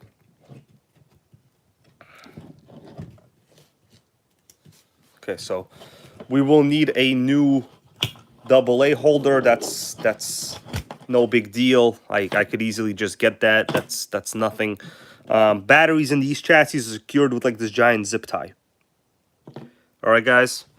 So for now, this chassis needs to get cleaned a lot. The biggest problem that I'm upset over, honestly, all of this stuff I'm not upset over. Surprisingly, what I'm upset over is the linkage. Finding the original HPI linkage for this is not a piece of cake at all. Okay, let's continue to the motor, right? Here we go. Man, boost bottle, look at that. I mean, it seems like there's also sealer over there. I see like this blue goo. That means you already know this guy tried to seal it. It might even have vacuum leaks, this engine. Hold on a second, what's this? No, this looks okay. Okay. Single needle carb. Homemade exhaust gasket. Doesn't look like it did much work because all under it is completely dirty. That only happens if you have exhaust all over your gasket. Yeah. Earl Moorhead goes, that servo horn has more arms than an octopus. Yeah. So normally what you're supposed to do is you trim off the ones you're not using. Or you use like one that has a 90-degree angle. You know, these are not 90-degree servo horns. Normally, I use 90-degree angle ones. The question from ACD, does it have SX1? No. This one has Futaba S3003, which are... Let's see the other one. Oh, the front one over here is actually... Let me see what the front one is. Habaco Commando. No, Habaco Command High Torque Servo. CS65. Habaco CS65 is the steering servo. I've never heard of him. But pretty much, I can tell that the person that owned this, I would say he did a 50% okay job. At that time, honestly, the stuff I see here, you know, if you're talking about just, let me switch back here. If you're talking about just, you know, what did people do during the time period when this car was new? people did used to make their own gaskets. Today, I mean, you could buy them online. They're cheap. Also, servo horn installation incorrect. Should have went with an HPI original part. And what else do I see that's weird here? It looks like RPM plastic turnbuckles are good. We got Mike the Butcher. How you doing, bro? I haven't seen you in a long time, man. All right. Anyway, let me go back to this view for a second here, and we will see what else we need to do on this chassis, which is actually it needs a lot. Right. So battery, I'm not worried about. The JST plug, I can always replace it. What matters is, question is, do I have batteries here? 6. Don't have enough batteries to test it out. I want to test out the electronics. That's okay, I'm not going to do it right now. Alright guys, do you want to see me disassemble this motor? Because either way I'm going to do it, so I'm either going to do it now or I'm going to do it later. The question is, should we do it now or just do it later? I don't know, and just talk about whatever. Alright guys, I don't know. Eric RC, how you doing? Alright. Yeah. Alright, so I'm going to remove the pull start slowly here. Actually, it's best to remove the exhaust manifold first. All right. Oh, Mike Neves is here. How you doing, Mike? Man, I'm not feeling much better. I just drank some coffee, so I'm still like on the caffeine high, you know. I am sweating less. And, you know, the other day I had Popeye's chicken. I couldn't taste anything. I still can't taste or smell anything at all. It's like extreme fatigue. That's basically how it is. All right. Yeah, Earl Moorhead, we're opening up.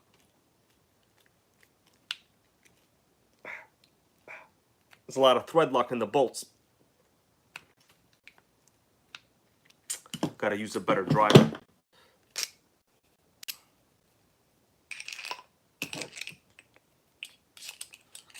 All right. But in terms of, you know, testing positive, I think right now it'll come back as negative. So I think infection-wise, it's only like 5 days.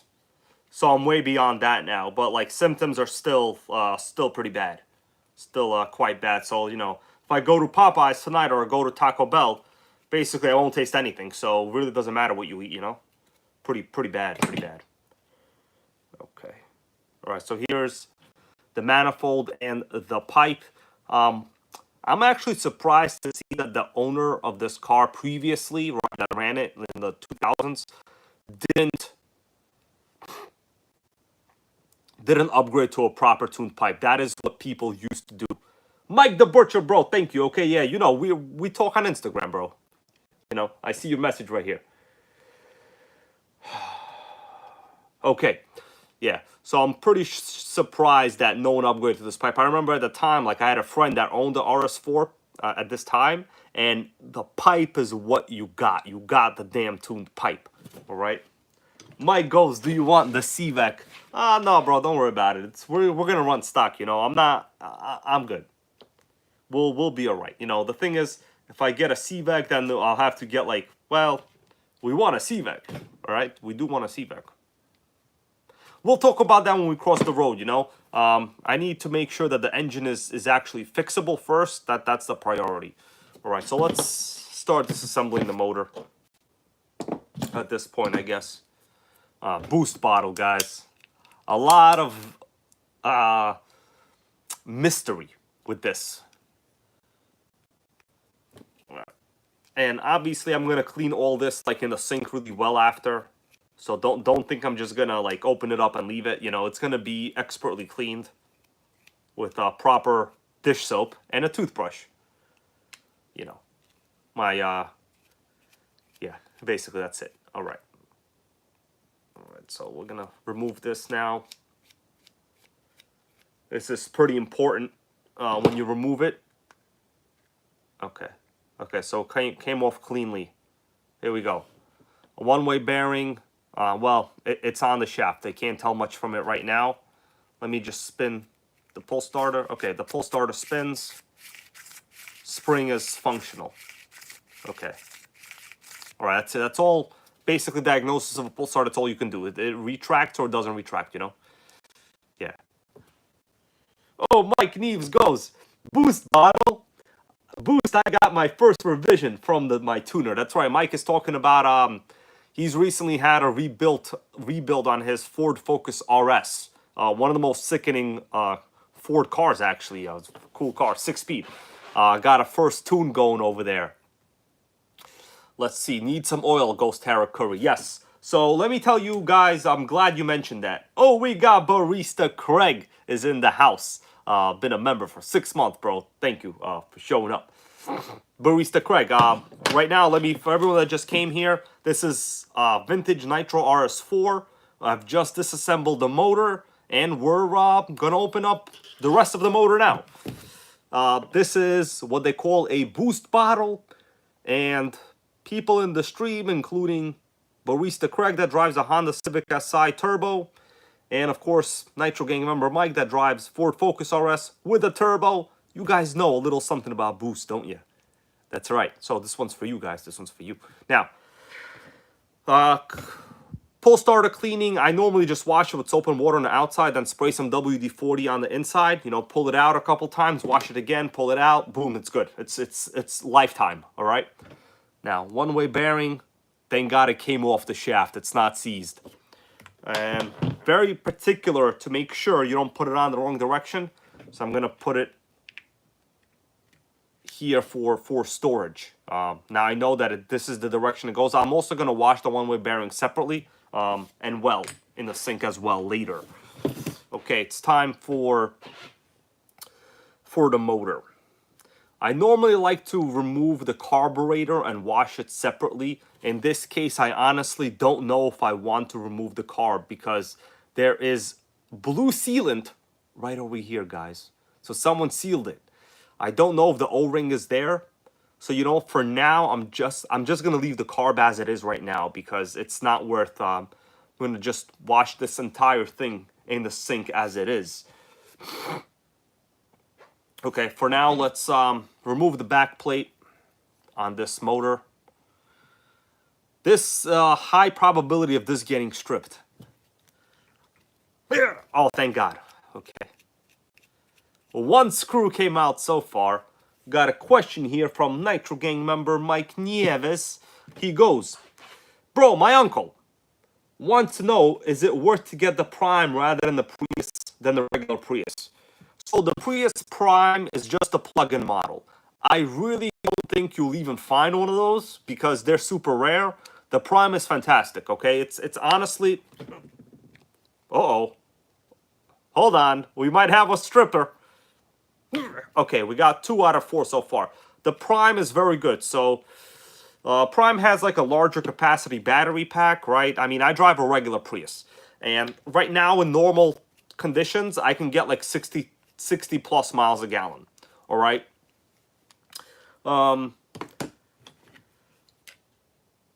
Let's see. We're going to use this driver for the other screw. Hold on. Yeah, we're going to use the other driver. This is the good driver. The thing is with the Prius Prime, I mean, they cost more money. They're heavier. The thing is the Prime is also a different car completely. It's a plug-in Prius and it looks better. And I doubt you'll even find one right now. Okay, here we go. If this doesn't work, we're going to have to cut it. It worked. It's all about the right driver, guys. You think Tiger Woods won those games because he was under influence at all times? Yeah. Probably, yeah. Okay? Just playing around. Okay. You guys ready to take a look inside? I'm going to... Let's see if it comes up. Okay, so that's not easy. The guy probably sealed this also. Tara Curry and everybody. So this the previous owner sealed this motor over here. I could see like a goo. He probably sealed this also. So what I'm gonna have to do, I'm gonna have to use a little persuasion. As soon as I see it move a little bit, I'll okay, it's good, it's good, it's good. It's good. Oh man, these things use paper gaskets. I'm gonna have to buy gaskets. It never ends, does it? Man, repairing these old cars isn't as... Well, if you have the parts, it's no big deal. Yeah, the paper gasket ripped. You guys see that right there? Here's the paper gasket. See that? I mean, it's reusable, but like you might have leaks. I'm gonna have to find some on eBay. All right, inside the motor. I'm gonna show you guys up close right now. Here it is. It's exactly as expected. There's no oil. It's kind of dry. I've seen better, but I've also seen worse. Right? It's hard to say which one this is. Yeah. So can you not use an O-ring? Goes Eric's RCs. No. So some motors, like the Traxxas motors, they have O-rings that are built into the backplates. It's very, very good design. Like the O-ring design doesn't go bad. Freaking these motors, I'm gonna show you up close now, guys. Okay. I'm gonna show you up close with the backplate and the way this is, so you guys can see. This is a really fine gasket, guys. Like, the thing is, I know everyone thinks you can make your own gasket. This is extremely small. You understand, like, how am I going to cut out holes like that? There's no way, all right? We got a question here. What's the bronze conrod made from? Michael and Zataru, is that a trick question? The answer to your question is in the question. It's made of bronze, bro. Actually, these are brass, I think. I'm kidding. These are brass. The Bug 404 has done many videos on these engines. Yeah, it's it needs to be cleaned. The problem is the damn O-rings. I don't mean O-rings. No, I'm pretty sure these are not steel. These are brass. I'm pretty sure they're brass. Or something. The Bug 404 did a couple videos with freaking. This is the problem right here. Yeah, this is the problem right there. Sickening. Plus, it's stuck all the way. I could see some oil film over here. Right? I think if this guy didn't leave it in this position for so long, it would have been okay. Now, I can unfree it right now if you guys want me to. I'm going to have to get a heat gun. I normally don't like to do this unless I really kind of like run water over it for a long period of time, like hot water. Earl Moorhead goes, will liquid gasket maker work if you can't get a gasket? You know, the thing is, it's kind of messy. I've never really made my own gasket sealer, like ever, because there's really kind of there's a lot of variables. If you get that stuff inside, like how are you going to guarantee that it's not going to slightly go inside? It's going to like start getting burned. You know what I mean? These motors go up to really high temperatures. There's like high compression. It's not like a car engine at all. So there's just too many variables. I've never done it. And it's also never really been recommended to me by experts. People have suggested it, but I think even the Bug 404 wouldn't say that it's a good idea, to be honest with you. I'm going to have to ask him as a side note later on. All right, guys, if you want me to unfreeze it, I could do it right now. All right. Well, if that's what the people want, I'll go get a heat gun. I'll see. I'll move it a little bit. Obviously, it's going to have to still be cleaned fully.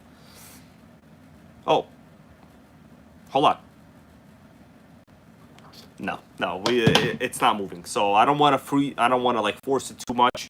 Also, putting just oil on top will do nothing. You need to heat this up. Only with heat will this actually start to move, because the oil that is, what happens is the remaining castor oil that's in this block, right? The components of nitro fuel, there's like 3 components.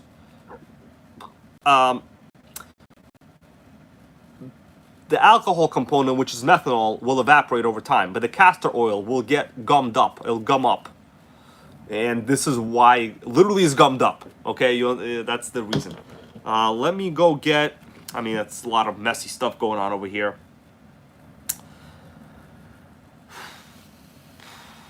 Let me go get some proper heat gun a little bit, and I'll do a little bit of oil. I'm sure it'll move, but you know, I'm gonna have to do more stuff anyway. Be right back.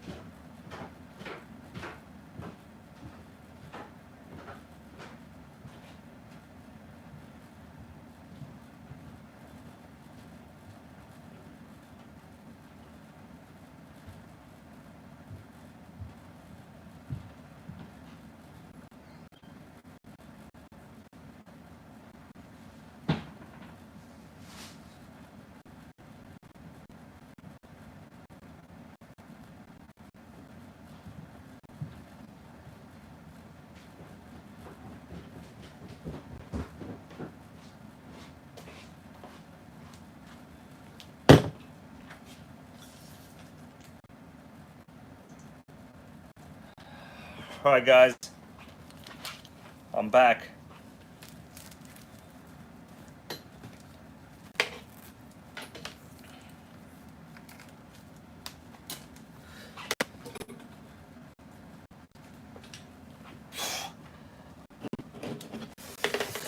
All right. Let's see what everyone is saying here for a second before I use this vintage heat gun. Yeah, this is a sickening heat gun, okay?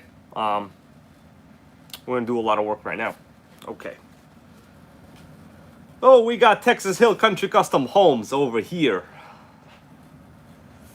All right. So I have, for now, I just have some WD-40. Obviously, I have, you know, proper oil after. But for now, we're just going to try to heat it up a little bit, get a little bit of action going in there. Obviously, this has to be cleaned separately anyway.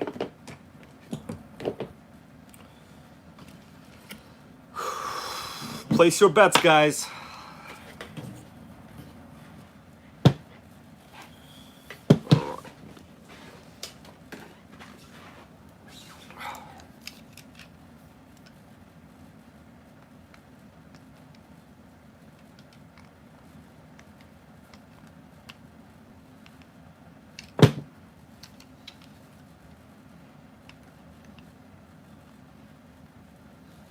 Okay.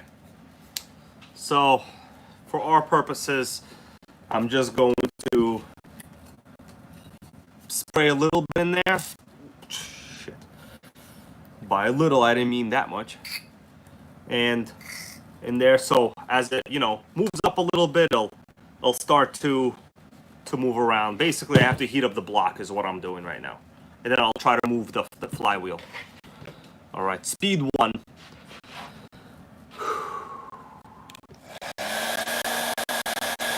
There we go.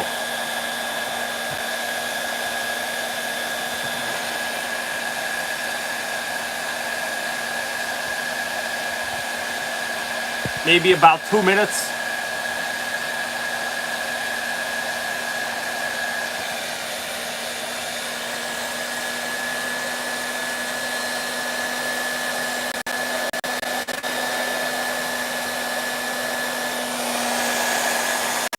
All sides. Hitting all sides, guys.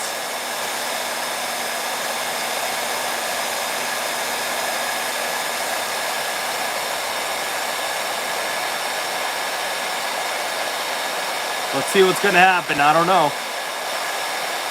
Ender 3 Pro goes, this stream changed my life. Bro, I hope it got better, not worse.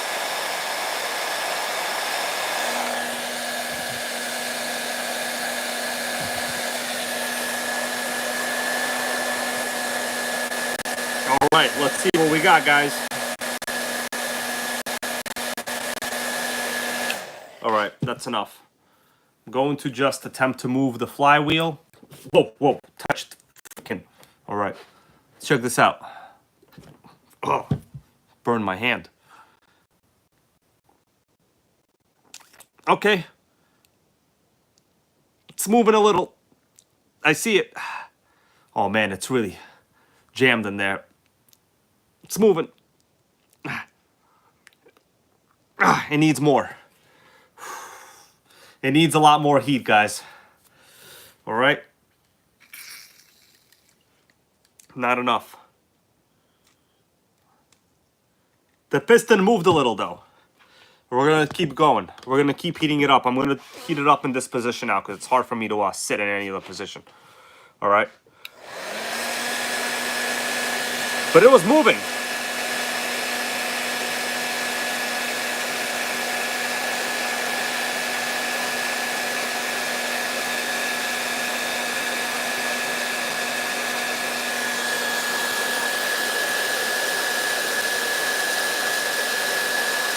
Tara Curry, bro, thank you, man. Special thanks to you for donating this. No, the sleeve, the piston moved. The piston moved. Trust me, the piston moved. I saw it. Look, it's not all the way at the top anymore.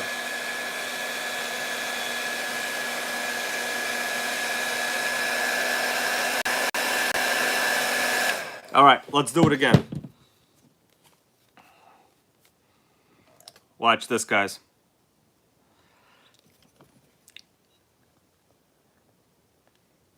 Oh, well, the sleeve is moving too. Okay, now it's going. Oh, we're moving the sleeve and the piston together. Sickening. All right, it's good, it's good. Check that out. Oh. Almost fell out there. Yeah, hold on a second. It's all right. It got so hot. Either way, I'm going to have to remove this anyway. Okay, let me, it's too hot now. Hold on. Okay, it worked, but it also moved the sleeve out of here completely. I can't touch it because it's still too hot, okay? But it basically did free itself up. I just saw it move. Okay, here we go. All right. Here we go, guys. See that?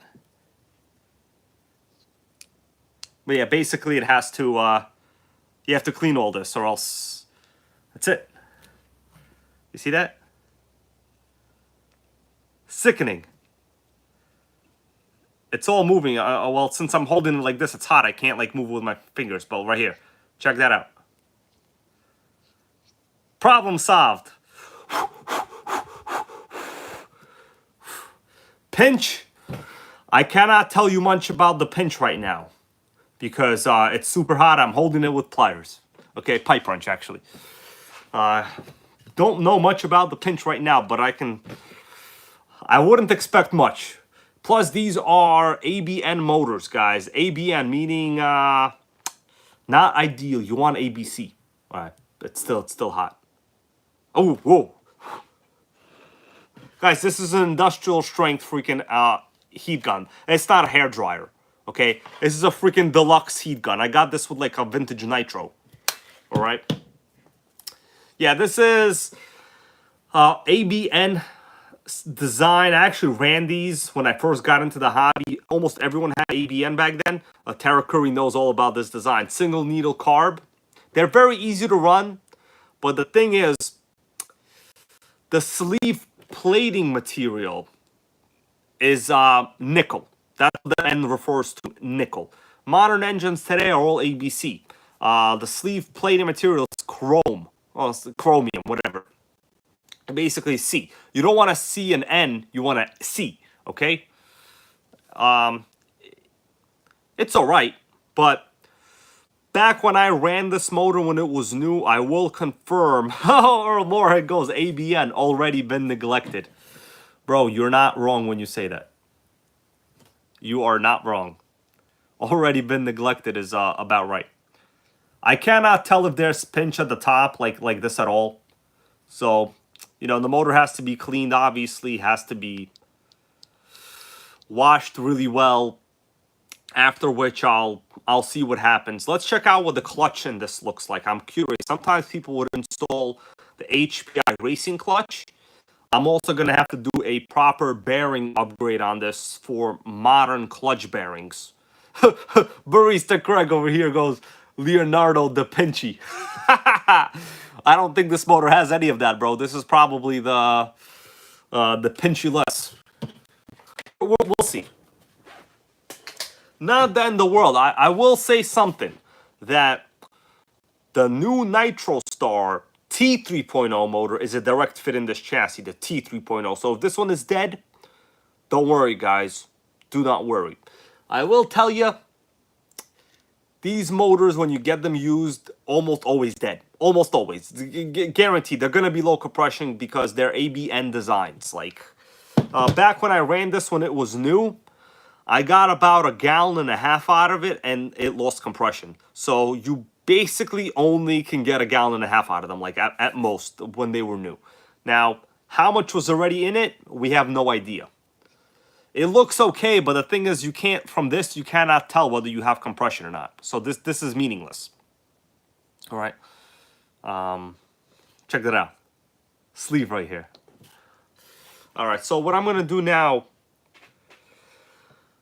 what am I going to do now? I forgot what I want to do. Yeah, what am I going to do? I have this exact motor, if you want to look. This is another HPI 15FE. This one is repaired, you know, by me with the old style cooling head. And I honestly don't remember why it's not in the car right now. Probably because it also doesn't have very good compression. This is not very good compression. So, you know, I basically have it just to look at it. All right? Yeah.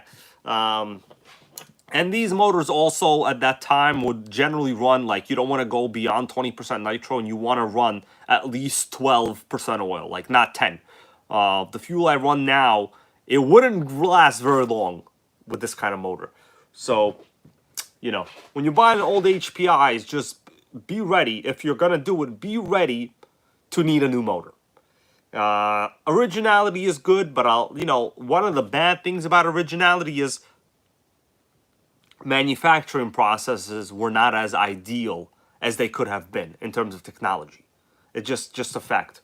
All right, so what am I doing now?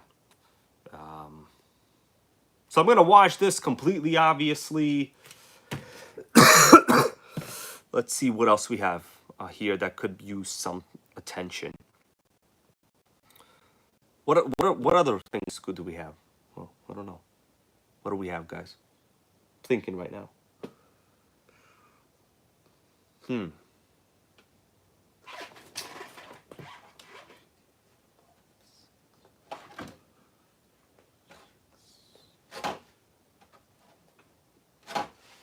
We have that other HPI, actually. I feel like I should probably start it up in a little bit. I feel like I should. All right. Let's see. Eric's RCs with a question. What's the boost bottle do? All right. So the thing is, no one really knows what this does other than it looks cool. But the logic is, I read some of it before. Like, there was a magazine that, like, I should have referenced the article. But the logic is, there's a difference of pressure in the beginning of the crankcase and towards the end of the crankcase. The logic is inconsistent pressure. This tends to balance out the pressure. It's bullshit because, like, honestly, it doesn't do anything.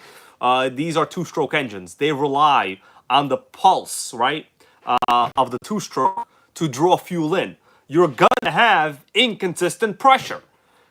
That's kind of how a two-stroke system works. If you had identical pressure, technically your tune pipe would be doing nothing, right?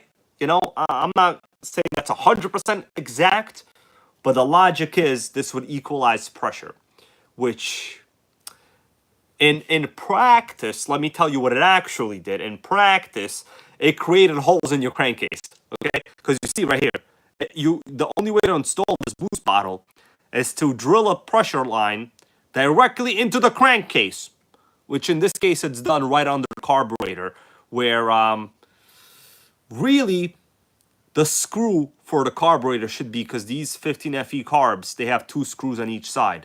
In this case, the screw was removed and plugged with this line. Sickening. Sickening. I mean, it's interesting to look at, but does it do anything? The answer is definitely no. All right? 100% no. That's what it is.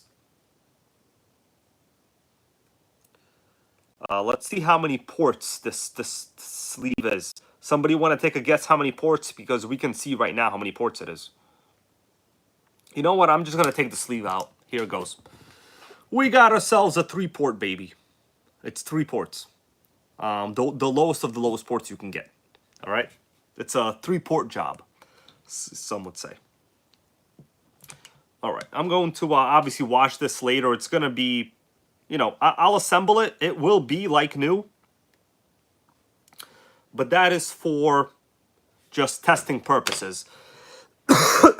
I really don't think this motor will be like fully drivable, but it will start. Like, the thing is, even low compression motors, they will fire up. Like, I have no doubt it will fire up as long as we have adequate pressure. But in terms of drivability, not gonna be very good. All right, let me ask you guys, how's the stream quality? Everything good so far? Okay, we got 95 people watching now. Man, I haven't had this much dirt on my table in a long time. Alright, it's alright, guys. You know, we're gonna make this one drivable, no matter what. It's gonna happen. You know, don't let me be too negative about whatever it is. It doesn't matter. Any nitro is better than no nitro. Alright, guys, now.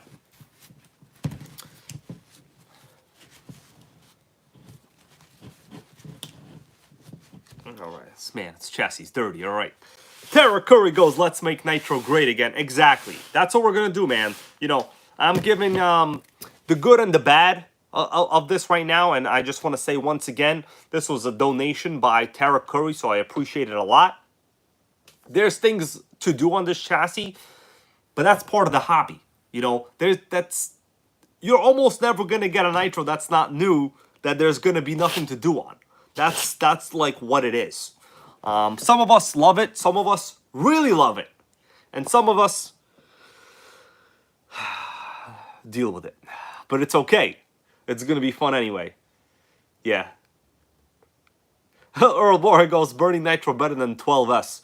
Yeah, man, I really don't really like vehicles above like even 6S, to be honest with you, even 3S.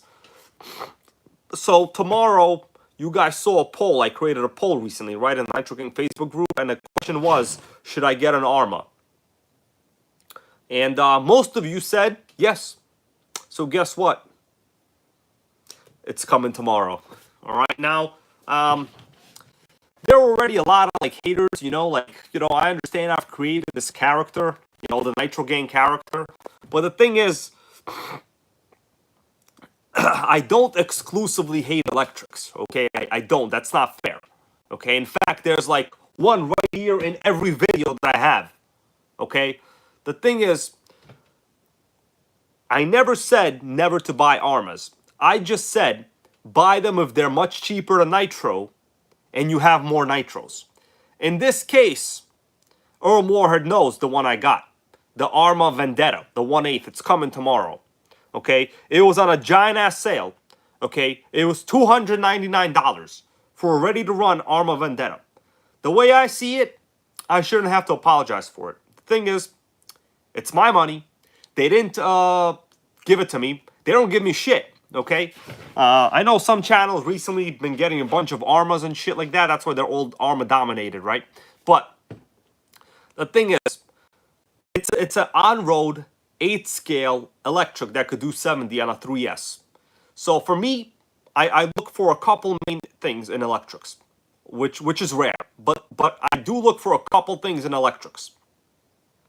Or more, it goes, $299 is fun for 100 miles per hour. Exactly. It was at the time, and I told you guys to get it. Nobody ordered it. Okay, not one person ordered it using my links. Not one person. Oh, shit.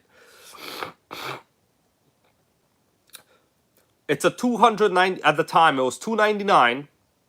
I have 3S batteries. I don't have to buy any 3S batteries. It has no center diff. You guys know I don't like center diffs. So think of it this way.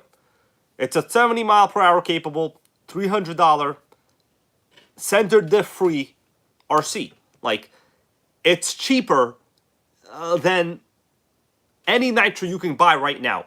So it meets all of my qualifications. Now, I already know People are going to message the channel and going to say, I'm leaving this channel. I'm leaving because you got an Arma. You said no Arma. I never said no Arma. I just said, well, okay, I might have said it a couple times, but it doesn't really matter. You know, I was really referring to the giant, like, 1/5 scale Armas and, like, the really expensive ones. I wasn't referring to, like, if they go on a deal and you can get it for cheap. Like, that's not a thing. The thing is, like, even if you look them up on eBay used, they sell for, like, $350. They have value. Okay, and no center diff. Mike Riley. That's right, Mike Riley goes no center diff. I hate center diffs. So, as long as there's no center diff, it's on sale, and it's ready to run. It's a cool car. And also, the other thing is, I'll say something else about it. I've often said, if there's no comparable nitro in that segment, then it's automatically excluded from the Armas you cannot get. Okay? So, think about it. There's really no 8th scale nitro on-road at that price point at all. Now, there is the Hobeo Hyper VT. Thing is, that's a buggy chassis, okay? So it's not a dedicated road car. I understand they put a road car body on it. It's not a road car, okay? It'll do like 50-something miles an hour. I have videos with it, right? It's fun. I like it. It runs good. But the thing is, it's a buggy chassis. The Nitro on-road segment is dead, okay? So this is what we have to look forward to, guys. Vintage old HPI restorations, maybe. Okay, that's it. There's nothing else. HPI don't want to bring back the Nitro on-road. They want to make buggies that they've been doing forever. Like, that's it. All right? We got a question from Eric Sarcees. Are you going to do a stream on it? Probably. You know, the thing is, a lot of the opinions of, like, the NitroGang audience are very robust. And I feel, you know, maybe I've contributed to some of it. But a lot of the members' behavior is inexcusable. And honestly, in the Facebook groups, I really don't remove people for having opposite opinions of me. You know, I've already said, whatever. I put a poll. People said, get it. I got it. That's it. That's all there is to it. That's as far as it goes. All right? Okay, guys. Either way, if there's no comparable nitro compared to that, then that means any electric you're allowed to get. Because, listen, if there's no comparable nitro, there isn't one. You know, brand new. Okay, we're talking brand new. I'm not talking used. We're talking brand new. And that's just the reality here. That's just the reality. Same thing with, like, this right here. I've never built this car, but this is an 8th scale electric on-road. There's no comparable. Well, okay, maybe the Hobeo, but like Hobeo, I don't really consider them mainstream. It's not. Okay, we'll move on. All right, Barista Craig goes, bro, you have a lot of nitros. Arma is justified. Thank you, man. Thank you. All right. You know, I feel a little bit bad sometimes because, like, you know, today I just posted a comment in the Facebook group where this guy's like, oh, bro, I really like this channel, but then I saw your Revo with the mask and I left. I hate it. Thing is, like, don't let, like, 1 or 2 videos get you so worked up. The thing is, like, my channel is still always going to be Nitro dominated. Always. The fact that I might get an Arma because it was on a clearance and it was a good deal and people told me to get it, because at the end of the day, right, this is all entertainment. Although, to be honest with you, the stuff I buy, I would buy either way, with or without YouTube. So that's, like, the distinction of my channel. All right. Other channels, I'll tell you this, guys. I'm not saying everyone, but most larger channels, the only way to survive on YouTube is to make it your living. Okay, this is not what I do for work. This is my hobby. It might never break 50K subs. Probably will never break 50K subs. I'll probably lose subs after this stream. The thing is, this is what I like to do, you know. Those other guys out there, I'm not going to name names. They're all just lying to you. Not you, because you guys, you know, you're not kids, right? This is not the kids channel here. It's very hard to really. All of YouTube is basically nothing but marketing. The whole platform is pure marketing. All right. So we live in a world where I don't know if you guys watched South Park the last couple seasons a while ago.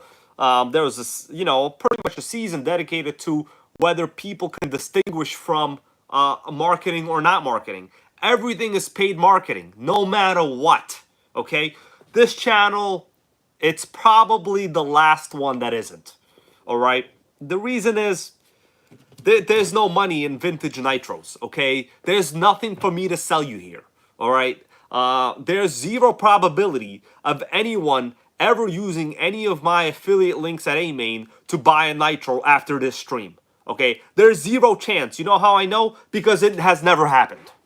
All right, now all of these other channels, listen, let them do what they want to do, but you guys understand, it's all basically sponsored content. All right, no matter what it is, all of it. It's not good or bad, but that is what it is. All right, exactly. Joe Girding over here. That's right. Earl Moorhead goes, you drive a Prius so people's opinions don't matter. Exactly. I'm glad you finally understand that, man. Everyone understands that. I don't care. That's the reason I drive a Prius. There's only one goal, to save money to buy more nitro. There's no other goal. Okay? That's the goal. All right? It's not to buy more armors. Well, there's a fly over there. There's a giant fly on the wall. Should I try to get it? Fly interrupted my speech, man. Oh, Dirty Dan goes, chill, bro. I'm about to buy a nitro under your links, bro. That would really help me out, Dirty Dan. That would really help me out. Like, the thing is, like, almost no one ever uses my links. It's pretty much dead end for me. Like, there's really no money in YouTube other than affiliate links. There's nothing. Okay. The fact is, I could show you like my analytics from a couple videos. You'll understand that when a video comes out, let's say on a Saturday, and there's like 2,000 views, that video probably made $8. Okay, it made $8. Like that's nothing. But if someone buys, let's say, a $500 armor, that's like a $35 commission. All right, at the lowest rates. That's right. Speed Gears goes, fly lives matter. I'm gonna leave it alone. Okay. Okay. Hopefully yeah, I see the fly right there. It's staring at me right now. You guys want to see the fly? You think I'm making it up? I'll show you the fly. Why not? I'll show you the fly right here. I'm not gonna touch it, man. I'm gonna leave the fly alone. See the fly over here? It's by my Traxxas Nitro V right over there. See the fly, guys? I'm gonna leave it alone. I wasn't playing.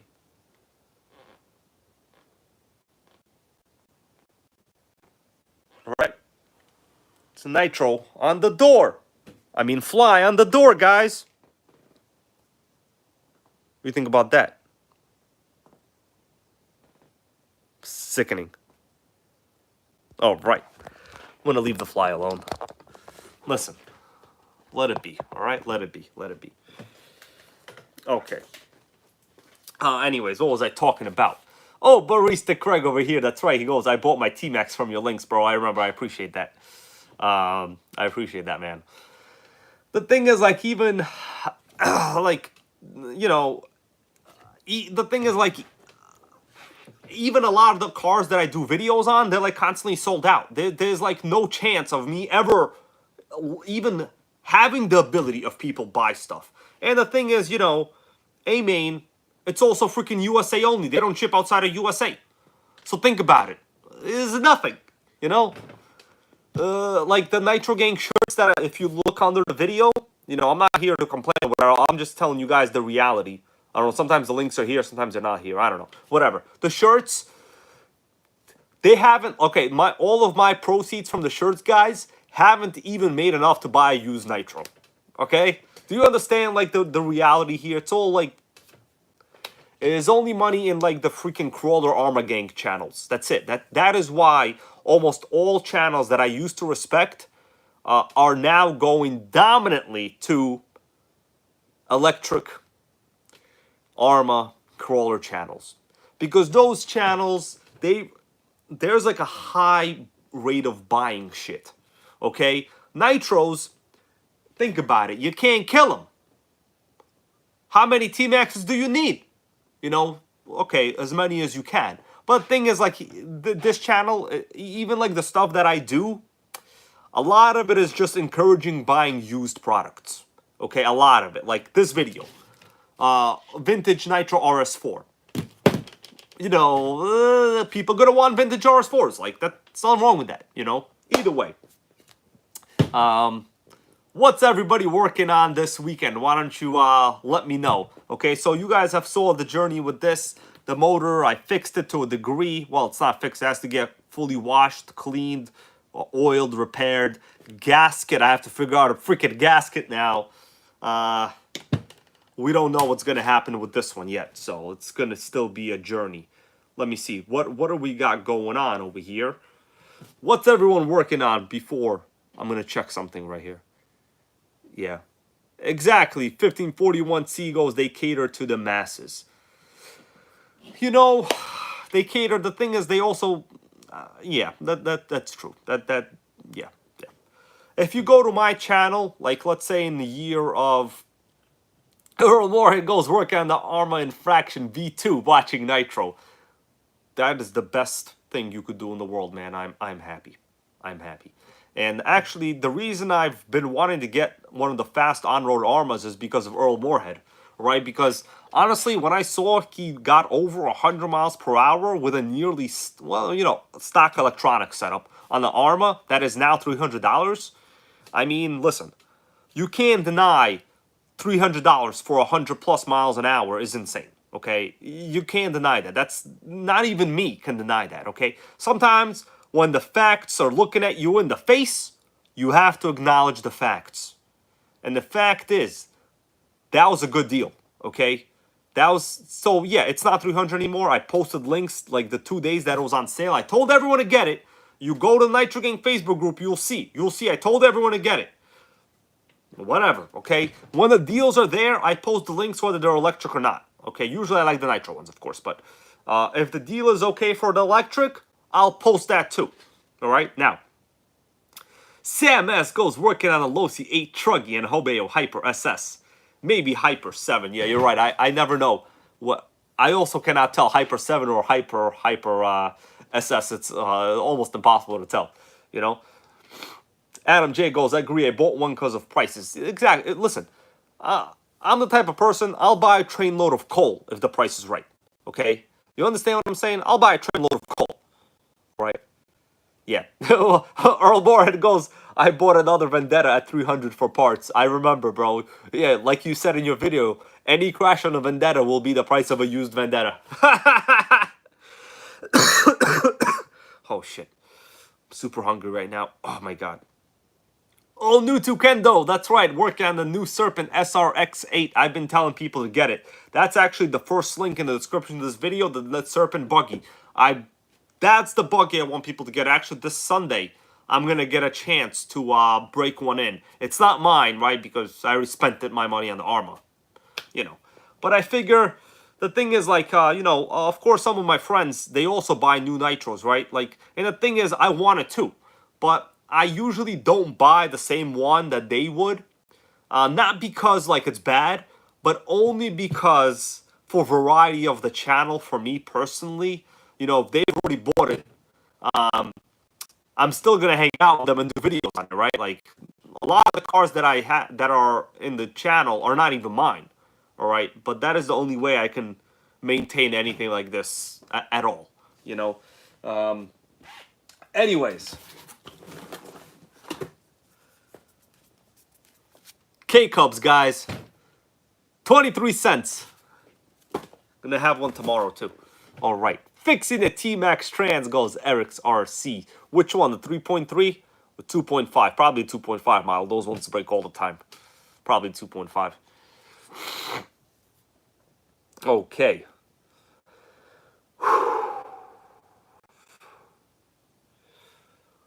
All right, let's 5 more minutes. I'm gonna leave, guys. I started feeling kind of shitty right now. I gotta go get some more cough medicine. Yeah. I bought a box of look at my box of K-Cups, everyone. There's 100 in here. 100 K-Cups. Okay? sickening.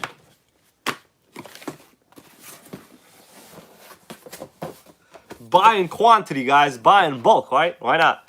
Gotta buy the K-Cups in bulk and make it cheaper that way. All right. Let's see what else we got. I'm going to stay for like 5 more minutes, guys. I'm going to roll out. Sam S goes, I missed it. What Arma did you get? I got the 3S Vendetta.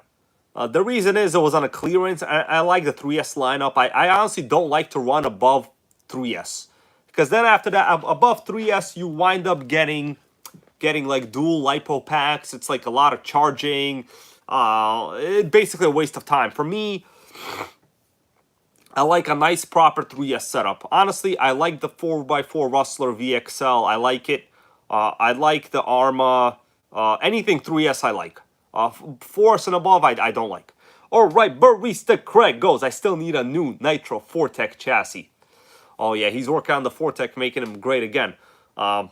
Purchased one from a serial killer. All right, but it's okay. You know what? This chassis is actually not bad in terms of anodized scratching. It could be worse. But guys, I'm gonna work on this. We'll see maybe during the Monday live Nitro. If you want, I can repair this on video. But I might just do it by myself. I don't know. I have other content to worry about. I'm working on another deal. Sergio M goes, get a Typhon. That's a nice car, actually. The Typhon is actually very nice. The reason I didn't get the Typhon because it wasn't on sale. The Vendetta right now seems like the one that people are really getting. The Vendetta. It has the good electronics on it. It has the slick-looking body.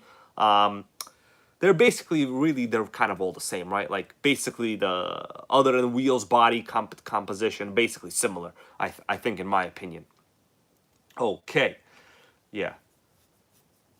Anyways, Michael and Zatari goes, 3S is the small block of electrics. I agree. I like small block nitros. I like small 550 size, 540 can size motors. I really don't like the 1/8 scale electric setups. They take too many amps.